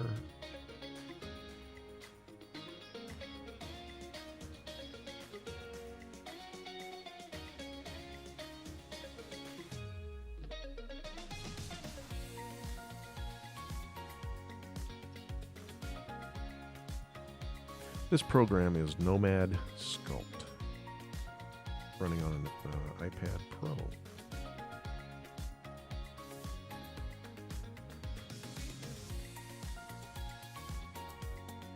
Alright, it's pretty close. Let's go ahead and put him in that depression.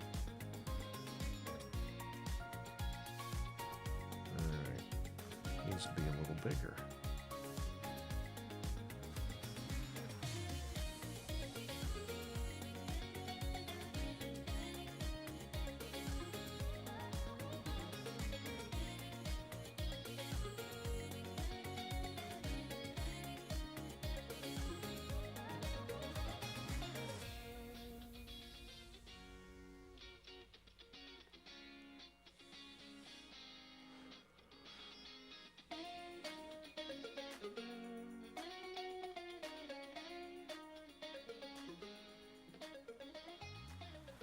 Turn on X-ray so we can see through here because we're getting close to where we want this guy to live when he's printed out. Alright, so he needs to, tell you what we're going to do. We're going to get creative with our pivot point here. And I'm going to just turn it and then move it forward. All right, I think our scale is good. We're actually not too far off here, so we're not going to have to Boolean too much. Looks like we got to blow this up just a little bit further.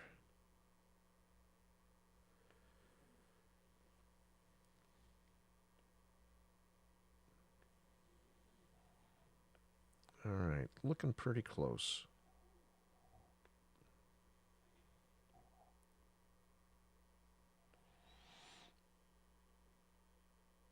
Yeah, it would have been a heck of a lot easier if we had left our penguin in there. Alright, I think this actually needs to be a little smaller.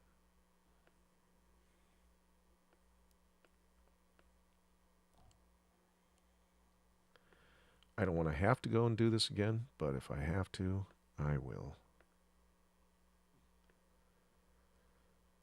Yeah, because this is concerning me here.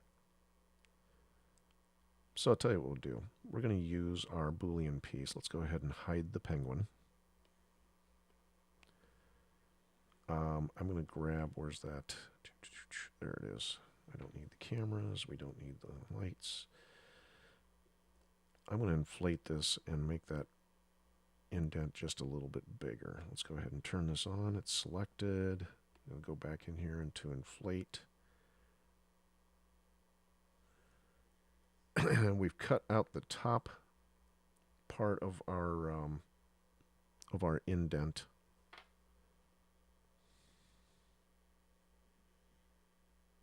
So that's the main thing that I was concerned about. Now we're just cutting out the part where the back side of our penguin rests back here. And again, having a little too much room is better than not having enough. So that's why I'm taking this approach of expanding this out and doing our Boolean one more time. User, do I teach? Well, right now this is the extent of my teaching. I've been asked to make tutorials on YouTube and whatnot, and just like like everything else, everything takes time. So that is kind of my enemy right now is time. So my teaching is what you're subjected to right now. I'm available, for questions. I'm hoping that people pick up by osmosis a little bit of what I'm doing and apply it in their modeling. Eventually, yes, I would like to create some educational programs, but like I said, the challenge there, it's not a problem, it's just a challenge, is finding enough time to do everything that I would like to do. All right, so here's our lower body. I'm going to hide it again, and we're going to select the snow, and we're going to just do another quick Boolean, cut that out a little bigger, and then let's show the penguin again. All right. He's definitely got room to stand now, and for that matter, sit. So let's go ahead and play with the resolution on this a little bit. I'm going to do a little smoothing, little manual smoothing. Thank you, user. Appreciate that. I hope that it's something that you and others can benefit from. That's why I'm doing this. I have stood on the shoulders and on the backs of other professionals over the years. I'm self-taught on everything that I do, so, we all have to start somewhere, and I think there's not enough people that are doing good and mentoring others. So that's kind of my mission here, is to help other people learn, and so hopefully that's it's helpful to you. All right, so there we go. There is our penguin. I'm going to turn off X-ray, and there he is standing in the indent that we created for him. And it's a comfortable placement. We won't have to squeeze it and shove it in and try and lock it in. He just stands there until he's not standing there. And the snow is orange. He is obviously needing a bathroom. Let's fix that. Yikes. Oh, hold on. What did I do? We're selected, right? And, oh, that's because the orange layer is on top of it. It made its own layer. That's fabulous. Not necessary. There we go. Okay. There's our little penguin guy. I think that's a nice addition. And then, like I said, I'll go ahead, since we saved a version without, at least I hope we did. Well, let me double check. Yeah, there's stuck sand. Okay, all right. So this will be, I'm going to just save it as its own version. Stuck Santa with penguin. There we go. Kid's idea. Hide the penguin in the house. Kids have to find it, and the next morning there's a treat inside with the penguin gone again. That's awesome. That's awesome. Then you got the kids going, "Where's the rest of Santa?" And they're crying. Somebody cut Santa in half. Okay, I love it. I think we're on to something here. I know my wife's going to love it. She'll display it at work, because that's how she rolls. All right, let's put those flippers down. I just flew in from the Antarctic, and man, are my arms tired. No, that's a great idea. I love it. Copper, I'm serious, man. You've missed your calling. If you're not doing marketing for me, you should be doing it for somebody. Such a great idea. All right, why is my music suddenly done playing?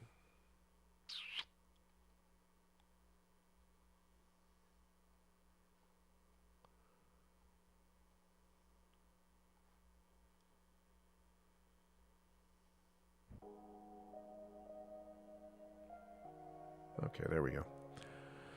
All right. What time is it? Oh, shoot, we got plenty of time. All right. Well, I think that's enough on this guy. I love these boot prints. That's kind of what got us started down this path.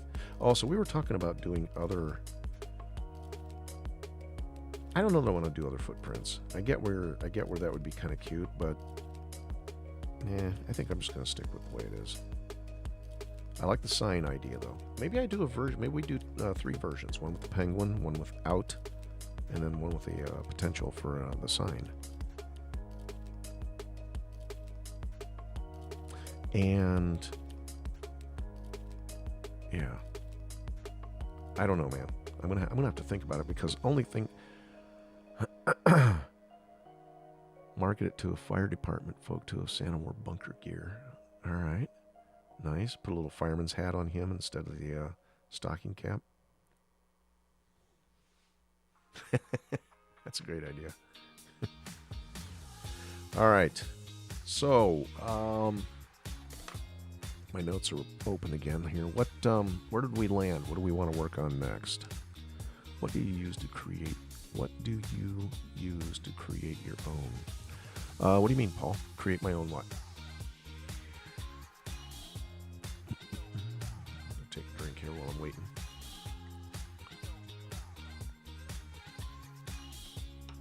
You mean? Well, that's what we're doing here right now. This is Nomad Sculpt. Are you talking about what I use to create my own prints? What printer do I use?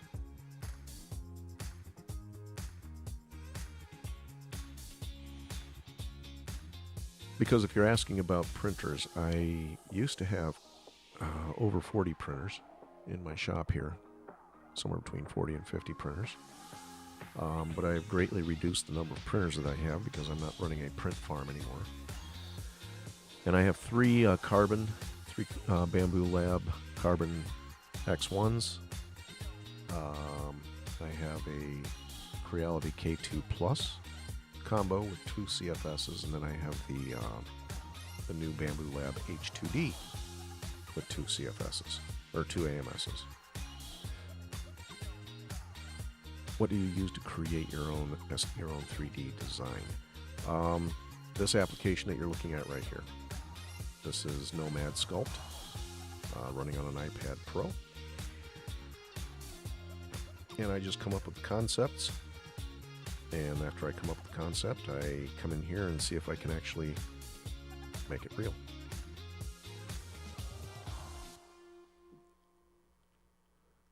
Drop down to a relaxed print garden rather than a farm. Hey. I can hear you. I'm still on my live stream, so you want to stick around and watch, and then I'll join you in Discord when I'm done. I gotta fix my Discord link too, because some people are trying to join, and for some reason Discord won't let them join, because it says the link is expired, even though I've checked it. All right, let me keep rolling on this though. I mean, stick around and watch, like I said, and then we can chat a little more after I get off.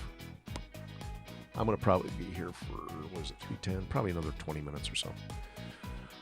Oh, Paul, no, this is Nomad Sculpt. Nomad Sculpt. Thank you, Copper. Okay, so do we want to play around with the idea of the Grinch?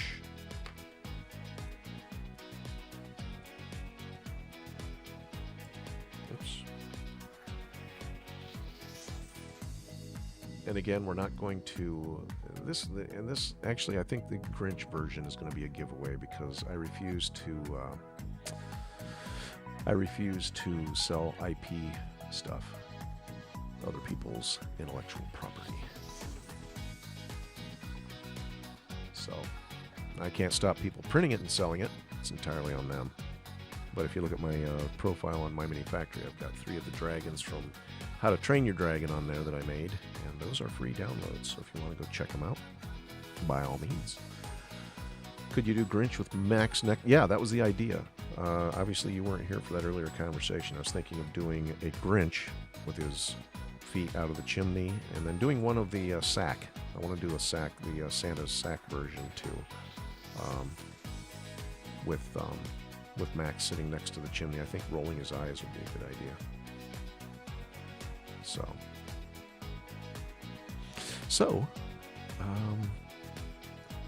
in the time that we have left, let's go ahead and save this. And actually, you know what we need to do? Hold on. All right, the penguin doesn't need to be here, so I am going to take the penguin. You know what? I'm going to leave him in there. It doesn't hurt anything. I can export this later as a piece without the penguin. All right, so stuck Santa with penguin. That is final. And then we're going to, let's see, stuck Santa 2.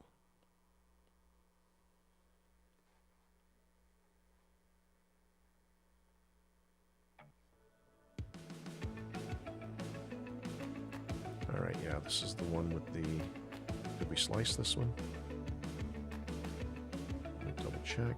Yes, we have a lid. Question is, did we do the indent? Yeah, so stuck Santa 2.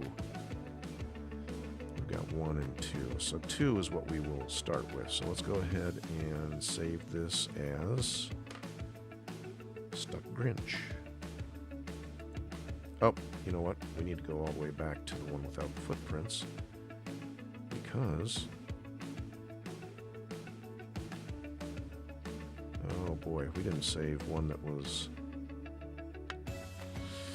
we didn't save one without the footprints that was already sliced into the, so what we can do is we can just replace the snow. Let's do that. Let me show you a little trick how to do that. Evening, James. How'd you do the brick on the chimney? New to Nomad. The brick on the chimney was actually done with a default brush that's in Nomad, and I used it to apply a triplanar mask on all sides, and then used the mask to flip the mask, and used it to, using the inflate operation, pulled the bricks out of our box. All right, so let me show you a little trick. So here's the dilemma we're in. We've got, let me turn X-ray off. All right, so we've got our chimney, which has been split into the top and bottom portions to make our container, and then we've got the snow with the footprints. But now we want to do a version with the Grinch coming out, you know, is stuck in the chimney, but we don't want Santa's footprints. We want to create Grinch footprints. Okay, so in order to do that, we need the snow from an earlier version, but unfortunately the earlier version doesn't have the sliced chimney. So rather than creating a copy and slicing the chimney again, what we're going to do is we're going to go grab the snow from the earlier version. So I'm going to go back here to Stuck Santa. All right, so there is our snow, and we will adjust this accordingly. I'm going to select the snow. I'm going to solo it. Okay. And then I'm going to come up here, and I'm going to export Nomad, the selected file. And then I'll just hit export. And now I go here to projects. I've saved my projects. And I'll put it in the holiday folder, which should be down here. Where is it? Holiday Collection 2025. And I'm just going to call it Roofs. I'll just leave it what it's named already in the object palette. It's called Roof Snow. All right, now, Nomad will not find it until you restart Nomad. So let's just go ahead and shut Nomad down and reopen it. You see that real quick? It just took a second, but it generated a thumbnail for that new file, and now there it is as its own separate object. Okay. So I'm going to go back here to Stuck Santa 2. All right. And we're going to save as. And this will become our Stuck Grinch. And we will just get rid of that snow. And we will add to scene the snow without the footprints. Okay. That makes sense? I hope so, because there will be a test. All right, I'm going to go ahead and pull this out again. We'll make a little room.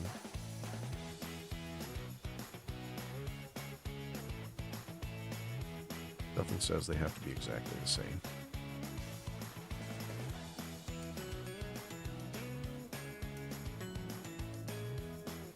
In fact, I think I'll pull this out just a little bit more in front.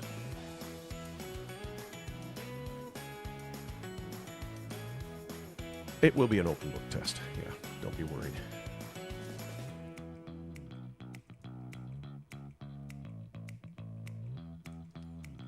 Let's see. All right. So we've got our roof snow, we've got our chimney bottom, and we've got our chimney top snow and chimney top. What we don't need is Santa Claus. Santa has left the chimney. Thank goodness. I think all the blood was running to his head. Okay. So we need to create Grinch legs. If you'll excuse me, I am pulling up examples of Grinches right now so I can look at their legs. In fact, let's type in Grinch legs in the browser. Okay, it's bringing up a lot of costumes, which we don't want. I want actual Grinch legs, so let's go back to Grinch. Just look at the character. Okay, there's a good one. We're going to put red booties on him too, so. All right, let's go ahead and create some legs. I'm going to grab our tube. We'll set it to path. And we're just going to draw in a quick tube here. All right, you need knees, so that's where his knee will be. And there we go. Now, ordinarily, if you're making legs, you might do a mirror. Is it not working as a mirror? Tube, mirror. Oh, it's because they're on top of each other. But we want these legs to go in opposite directions. So instead of doing a mirror, actually, you know what? We can leave it as a mirror. But for right now, I'm just going to make one leg, and then we'll go ahead and mirror it. Sorry, I'm second guessing myself. All right, turning on the radius to allow us to adjust the radius at all points along the path. I'll pull this down into the chimney. We'll work from the side first, get our Grinch profile going. I'm going to open up profile, speaking of which. The default is a square. I'm going to change that to a round profile. And then I'm going to move the profile off of the center line a little bit so we don't get a lot of pinching when we bend this. I seen a print like that, but you pull up Santa and it's a skeleton. Yikes. Let's not do that. Poor Santa. We're not trying to end Santa. Just have a little laugh at his expense. Okay. You know what? I put that profile on the wrong side. Let's move it over here. No, we gotta keep it out there for the bend.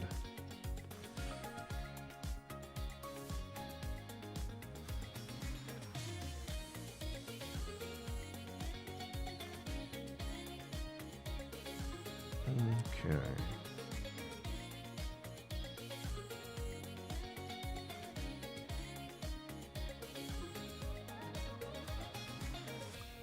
Let's up our topology so we get a nice smooth surface.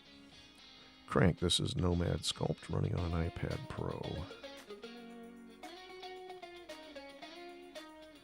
Now normally the Grinch's legs are kind of skinny, and while I want to respect that, we also have to respect the fact that 3D printing is layer based, and if they get too thin, too skinny, then we run the risk of them becoming weak and breaking. So we have to put it over here. So we have to be cognizant of that.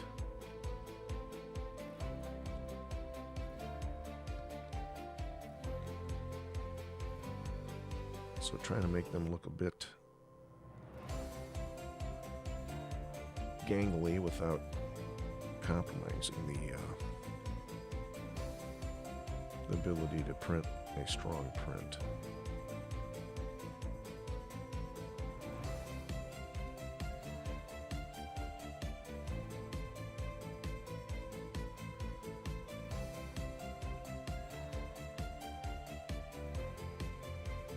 I think that might be skinny enough. And you know what? We'll reinforce it by giving him knobby knees when we get into the edit mode. I think that'll probably help.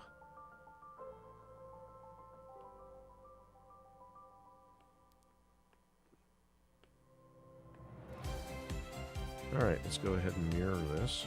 Give him 2 legs. And then let's drop in a sphere for the body.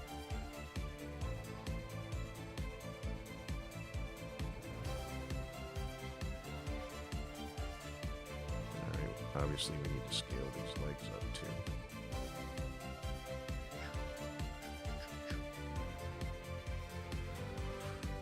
Got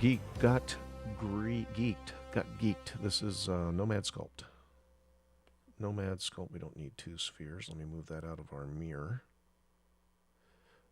Nomad Sculpt running on an iPad Pro. Tube, leg. Why did my pivot point move up there?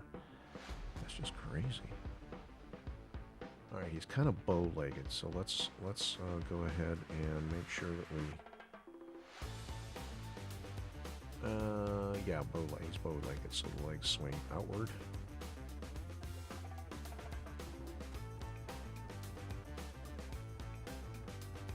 Alright, and let's tilt them forward. And then we're going to split these legs off. I'm going to validate, keep instances so they're each their own leg. Let's call them that, legs. And I'm going to do leg 1, leg 2. Not going to get into left and right and all that. We could be here for days arguing about which one's right and which one's left. There's just no reason for it. Alright, now we're going to swing those legs a little bit. You know what I need to do? I need to move the pivot point because it's just being a little bit annoying.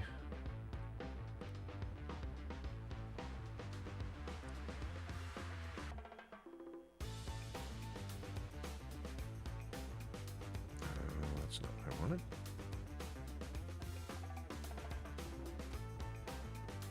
There we go. That's the pivot point for that one. And looks like it set the pivot point for both. Excellent. Alright, so now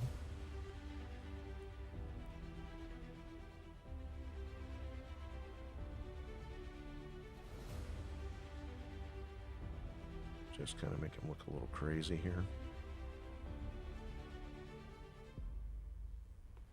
I think we'll put him at a little bit of an angle too, so like he fell and got stuck.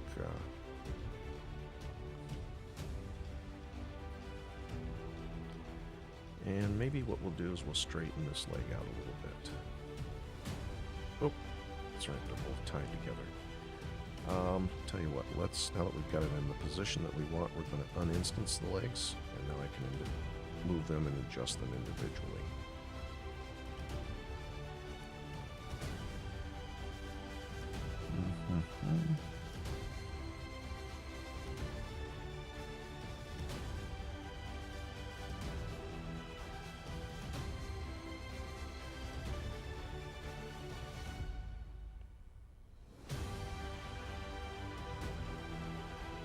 Now he's going to have red boots on. Grinch boots.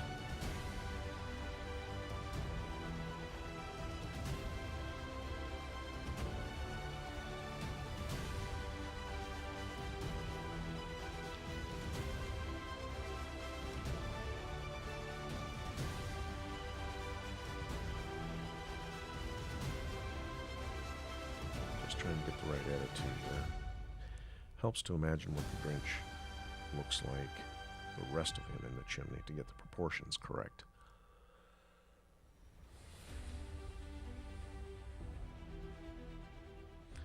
Those legs are just still a little too... I feel like they're still a little too human looking. But like I said, I don't want to get too thin with the geometry, because then the structure of the print, the integrity of the print will suffer a bit. I think if we give him knobby knees, that's going to help.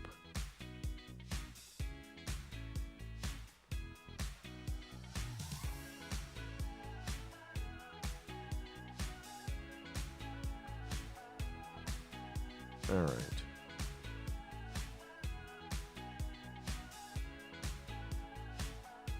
For some reason, that pivot point keeps resetting itself, and it's quite annoying. I don't ask for much. Just keep my pivot points where I put them. Thank you.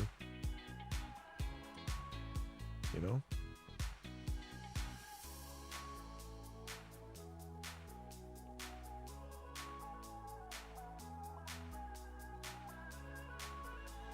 They'll probably move again.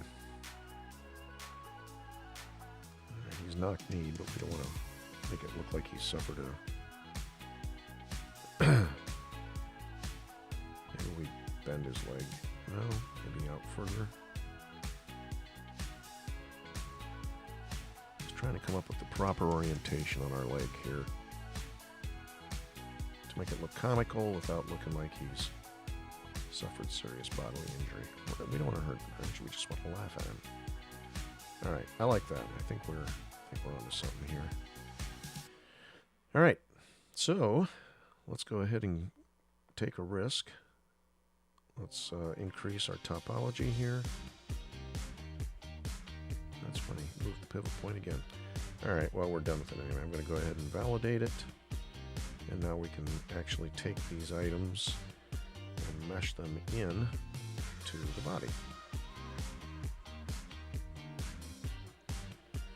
Taking us from a collection of primitives, let's turn the symmetry off, into something that looks a little more organic.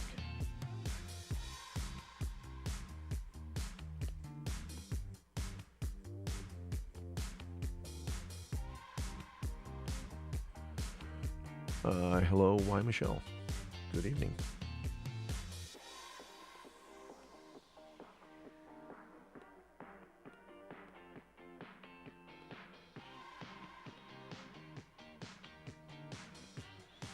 Alright, so we said we wanted to have knobby knees. So let's go ahead. Hey, it looks like Mike Iwatsky from Monsters Inc. Alright. Let's grab our inflate tool, because we need this guy to look like he was press fit into this chimney. So let's give him a little overlap here. A little wrinklage around the midsection. Speaking of too many donuts, hello. We'll smooth that out. Take our brush. I'm going to reduce the size of our inflate. Remember those knobby knees?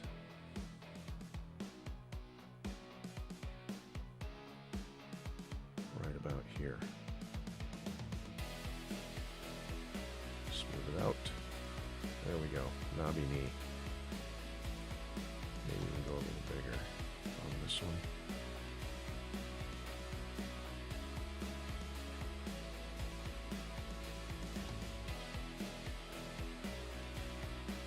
Why, Michelle, we are using Nomad Sculpt, running on an iPad Pro.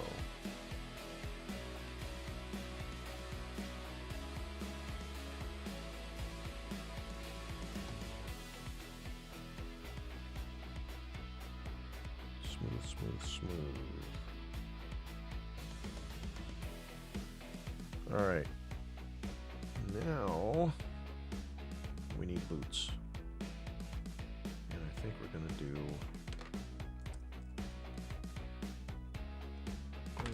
hold on a second.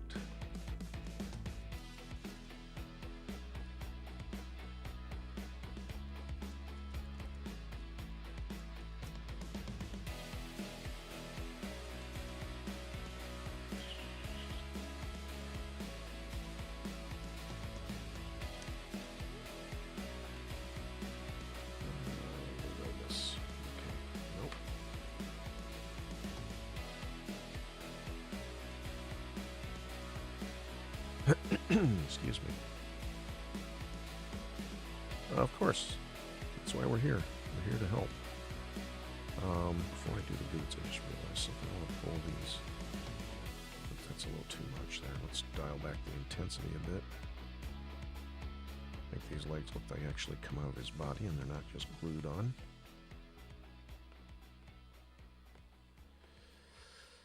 Alright, I'm going to take a look at this from a color perspective.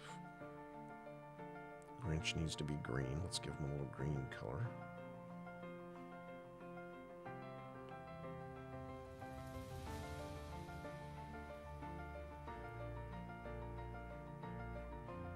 Okay.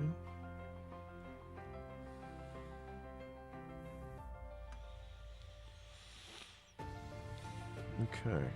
Boots. Tube. Let's go here from the front. This leg. Probably should have done the boots before we twisted and turned the legs, but that's okay. We can go ahead and do them. And I think we'll do 2 tubes and then connect the tubes. In fact, we don't need to actually be...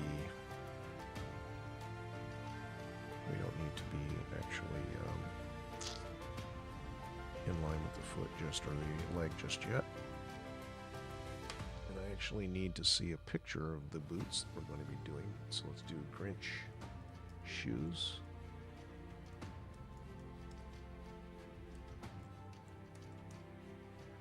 Grinch shoes. There they are. Okay. Yep, I like that. Kind of a curly-toed affair. Alright, so we're going to put a tube here, and then we're going to clone this tube. And we're going to just move it over here. Let's fatten this portion up here. And then we're going to turn on starting and ending radius. Like so. Actually, I'll turn on all the radiuses so we can... Oh no, did you do a Grinch? I've been editing video and whatnot. I haven't been around much over the past couple of days. But I'm back now, so I'm sure I will see it.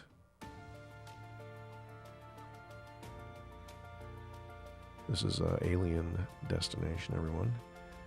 If you don't follow them, by all means give them a follow. Very talented 3D sculptor as well.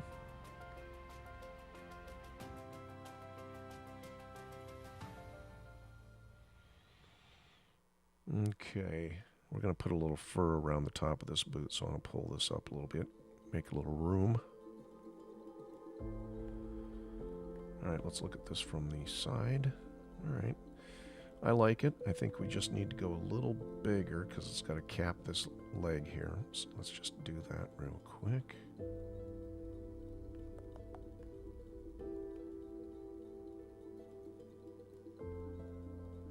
Oop.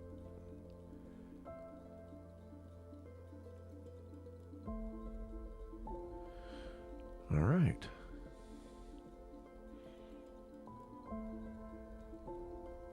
Yes, Chaos. Yes, I like Chaos's work. She's been busy for the holidays. I haven't seen her around much lately, and she's commented on my videos here and there, but yeah, she's also very talented. I'm going to pull this heel down a little bit because we're going to trim this across here in a minute. All right, let's up our topology. give this every opportunity to be a nice smooth surface when we go ahead and validate it. There we go. And then I'm going to grab both of these pieces, this one here and that one there, and we're going to remesh them together like so. And then let's pump that resolution up even higher. Smooth it out a bit.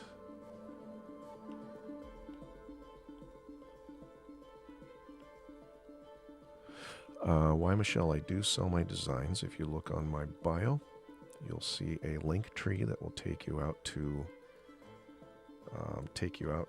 hold on, all of my my links.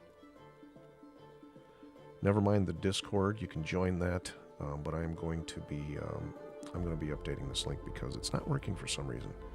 My Mini Factory is where you want to go if you want to either get the models individually or if you want to join our tribe and get monthly access to all the new models. I'm on track right now to release. I'm releasing anywhere from 5 to 10 new models a month. So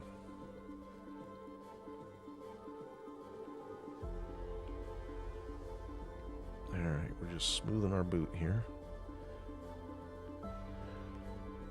Alien, are you still there? Come in, Alien. Come in. Are you there? All right, gonna grab the trim tool. Gonna grab the rectangle. Actually, you know what we can do? Let's use the line tool. We haven't used that one yet. And that's pretty much just does what it says.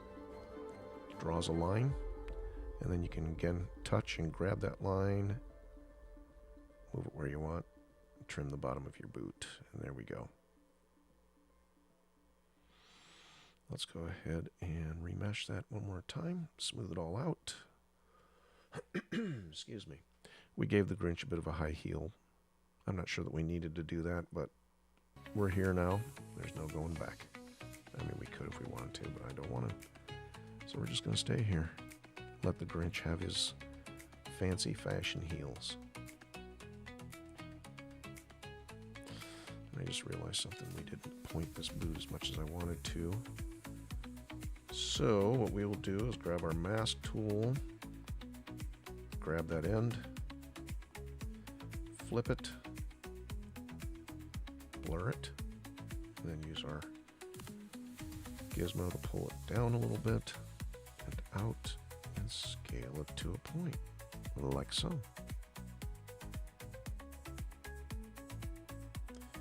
And then we'll smooth it off and everybody wins.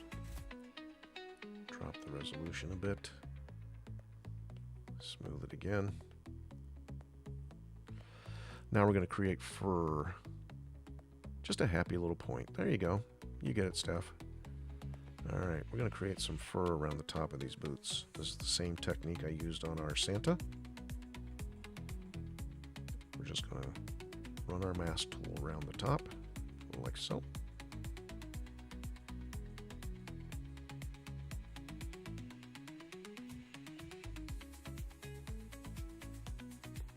Okay, we'll blur it a bit. Stand by for the magic. Hold on just a second. That's the missus. Hello? Hi.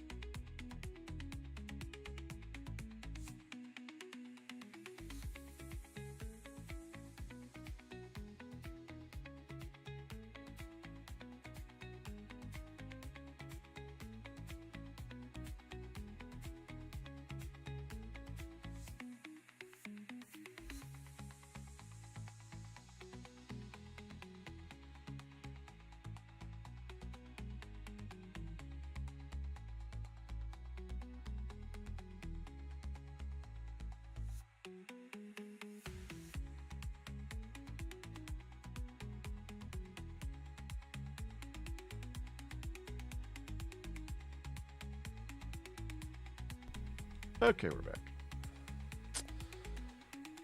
Alright. So we have created our fur ring, or at least the beginning of it. I'm going to go ahead and extract it. And then we'll clear the mask underneath it because we don't need it anymore. Let's go ahead and smooth it out a little bit more.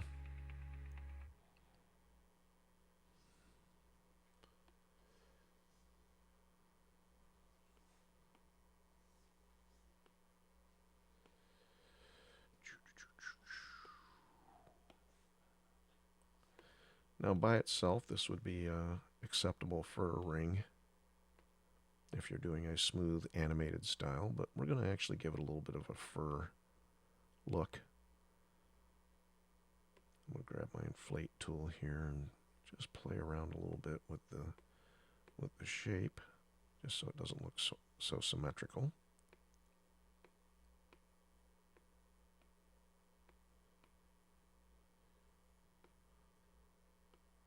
Smooth it down.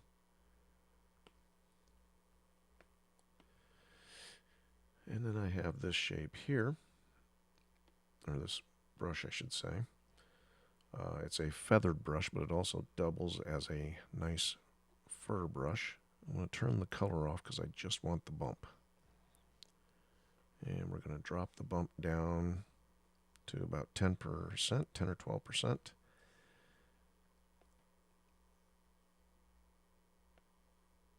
Looks like we need some more polygons here.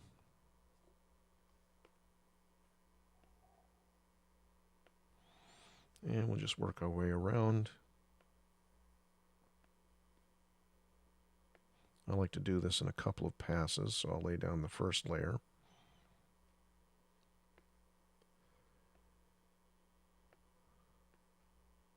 Alright, then we'll smooth it a little bit, just to give it some irregularity in the surface. And then we'll lay another layer of fur over top of that.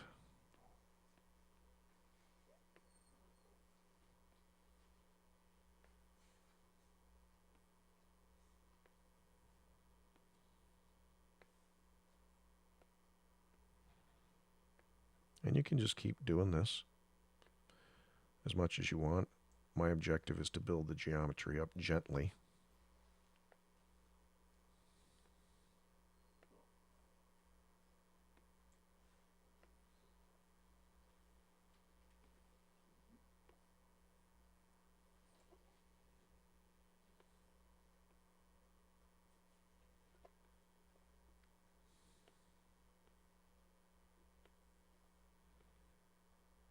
There we go.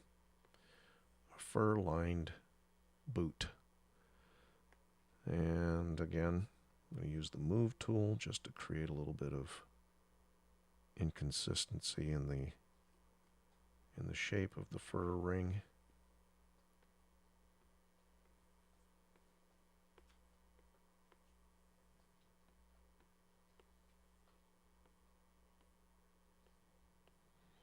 There we go. All right, let's unsolo this and go ahead and select the boot in addition to the fur ring and put it on the leg. And just tilt it into position.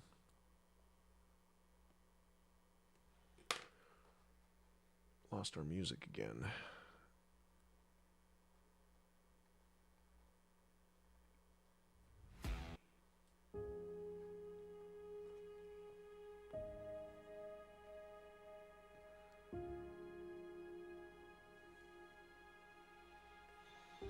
Yeah, the way to keep it from being overbearing is to manage it with the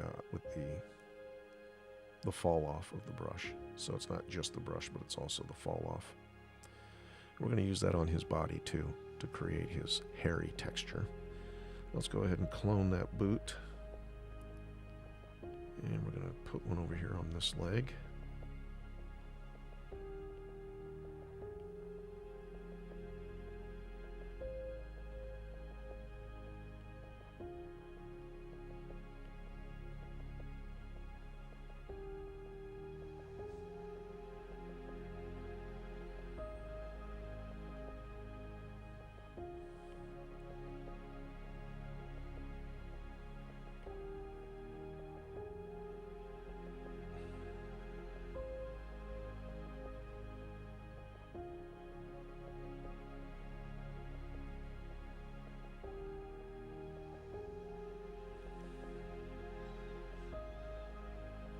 Yeah, you hear my one of my dogs.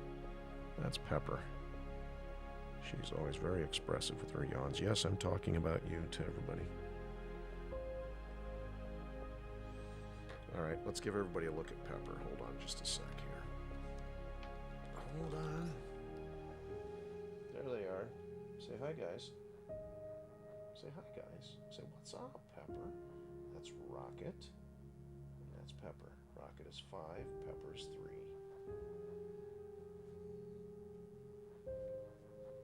And then, of course, Jarvis. And they tolerate him, and he tolerates them.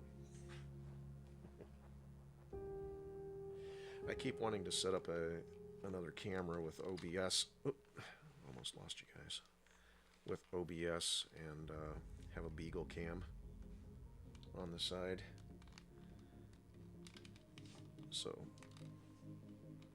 soon.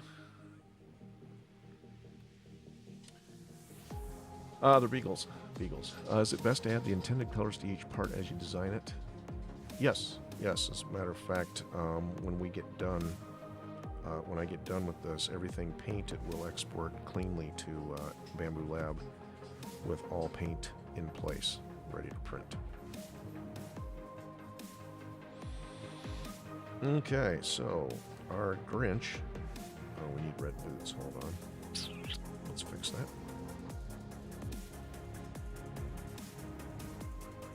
There's the red, but we don't want it to be so shiny.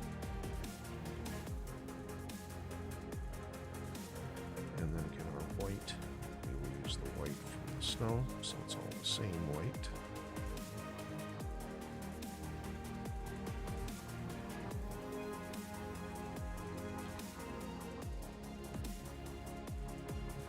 All right, let's give the Grinch some fur. I'm gonna use the same brush. It's a good brush. It does a lot of things well. What's our polygon count? Let's up that. Whoop. Let's up our polygon count. So we got plenty of polygons to receive our bump map. And then basically we're just gonna run across with our brush. Apply the hair, of course, in the direction that we think it should go, and that's probably the wrong direction. My bad. Okay, a little bit of patience. We'll be leaving soon, guys. We'll just finish up this hair.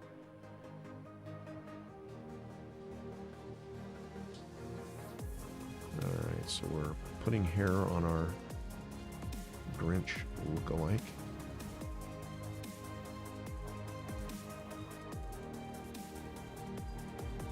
No, not right now, guys. Give Daddy a minute here.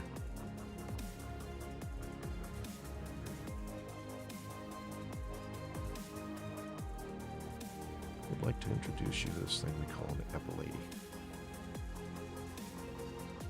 Got some hairy legs here.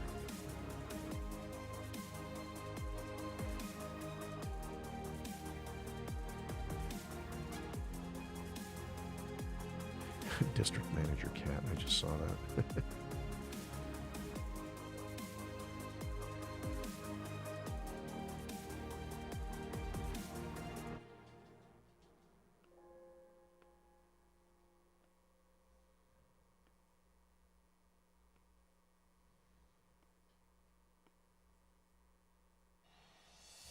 And then again, if you feel that your texture is a little overbearing, the way to fix that very quickly and easily is to hit it with the smooth operation right up here. Just tone that down a little bit.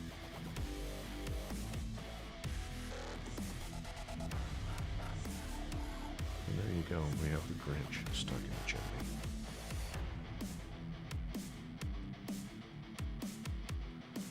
Oh yeah. Our dogs are avid sleepers and eaters. No doubt about that. Alright, so there we go. This is, I'm going to call this a work in progress. There's some things about it I think I want to change, so I might actually wind up remodeling the Grinch. But we'll save what we've got. Stuck Grinch. And then for the newcomers, we'll show you the stuck Santa that we wound up with, complete with an indent, ready to accept one of our penguin prints. In this case, the penguin elf, or whichever penguin you select. Same concept, different character. And I will be doing a bag version with the Grinch and Santa, so he's stuck in his, his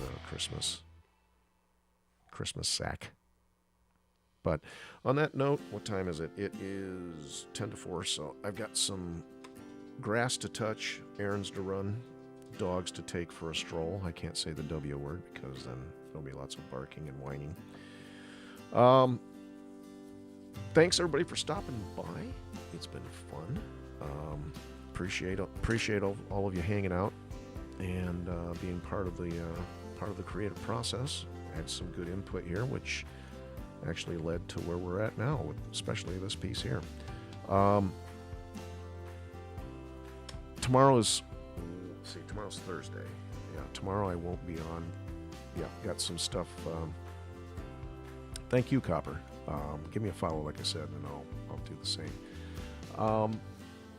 I got some running around to do tomorrow, so I probably won't be back to my desk until Friday at the earliest. And if I'm not back by Friday, then we'll do a sculpt in review of what I accomplished over the weekend next week, Tuesday or Wednesday. I'm trying to make Wednesday kind of my set in stone day that I stream. Initially it was Tuesday, but Tuesday didn't really work. But I will do pop-ups as I have time, apart from my regularly scheduled programming. Like I said, right now I'm trying to keep it to Wednesdays, and then pop-up days, like Thursday, Tuesday if I have time, and Thursday. And mostly the reason is because I need to be better at promoting what I'm doing here. So if you guys can share, like, follow, subscribe, all that happy stuff, that's helpful. But I need to be better at creating videos and posting up content so people can see this and obviously hopefully benefit from it in some form or fashion. So when I see you next is when I will see you. In the meantime, everybody have a great rest of your day. Be nice to each other, because if we're not nice to each other, then what are we doing, right? All right. Everybody have a good one, and I will talk to you when I see you next.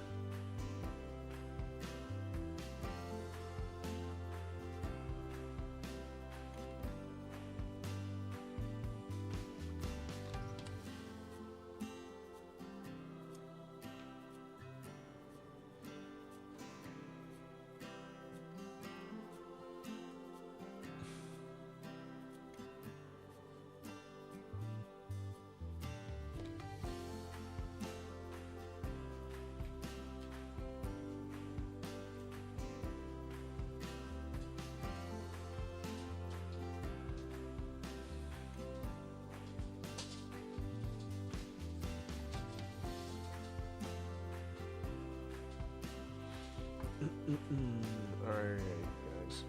We're going to go here in just a sec.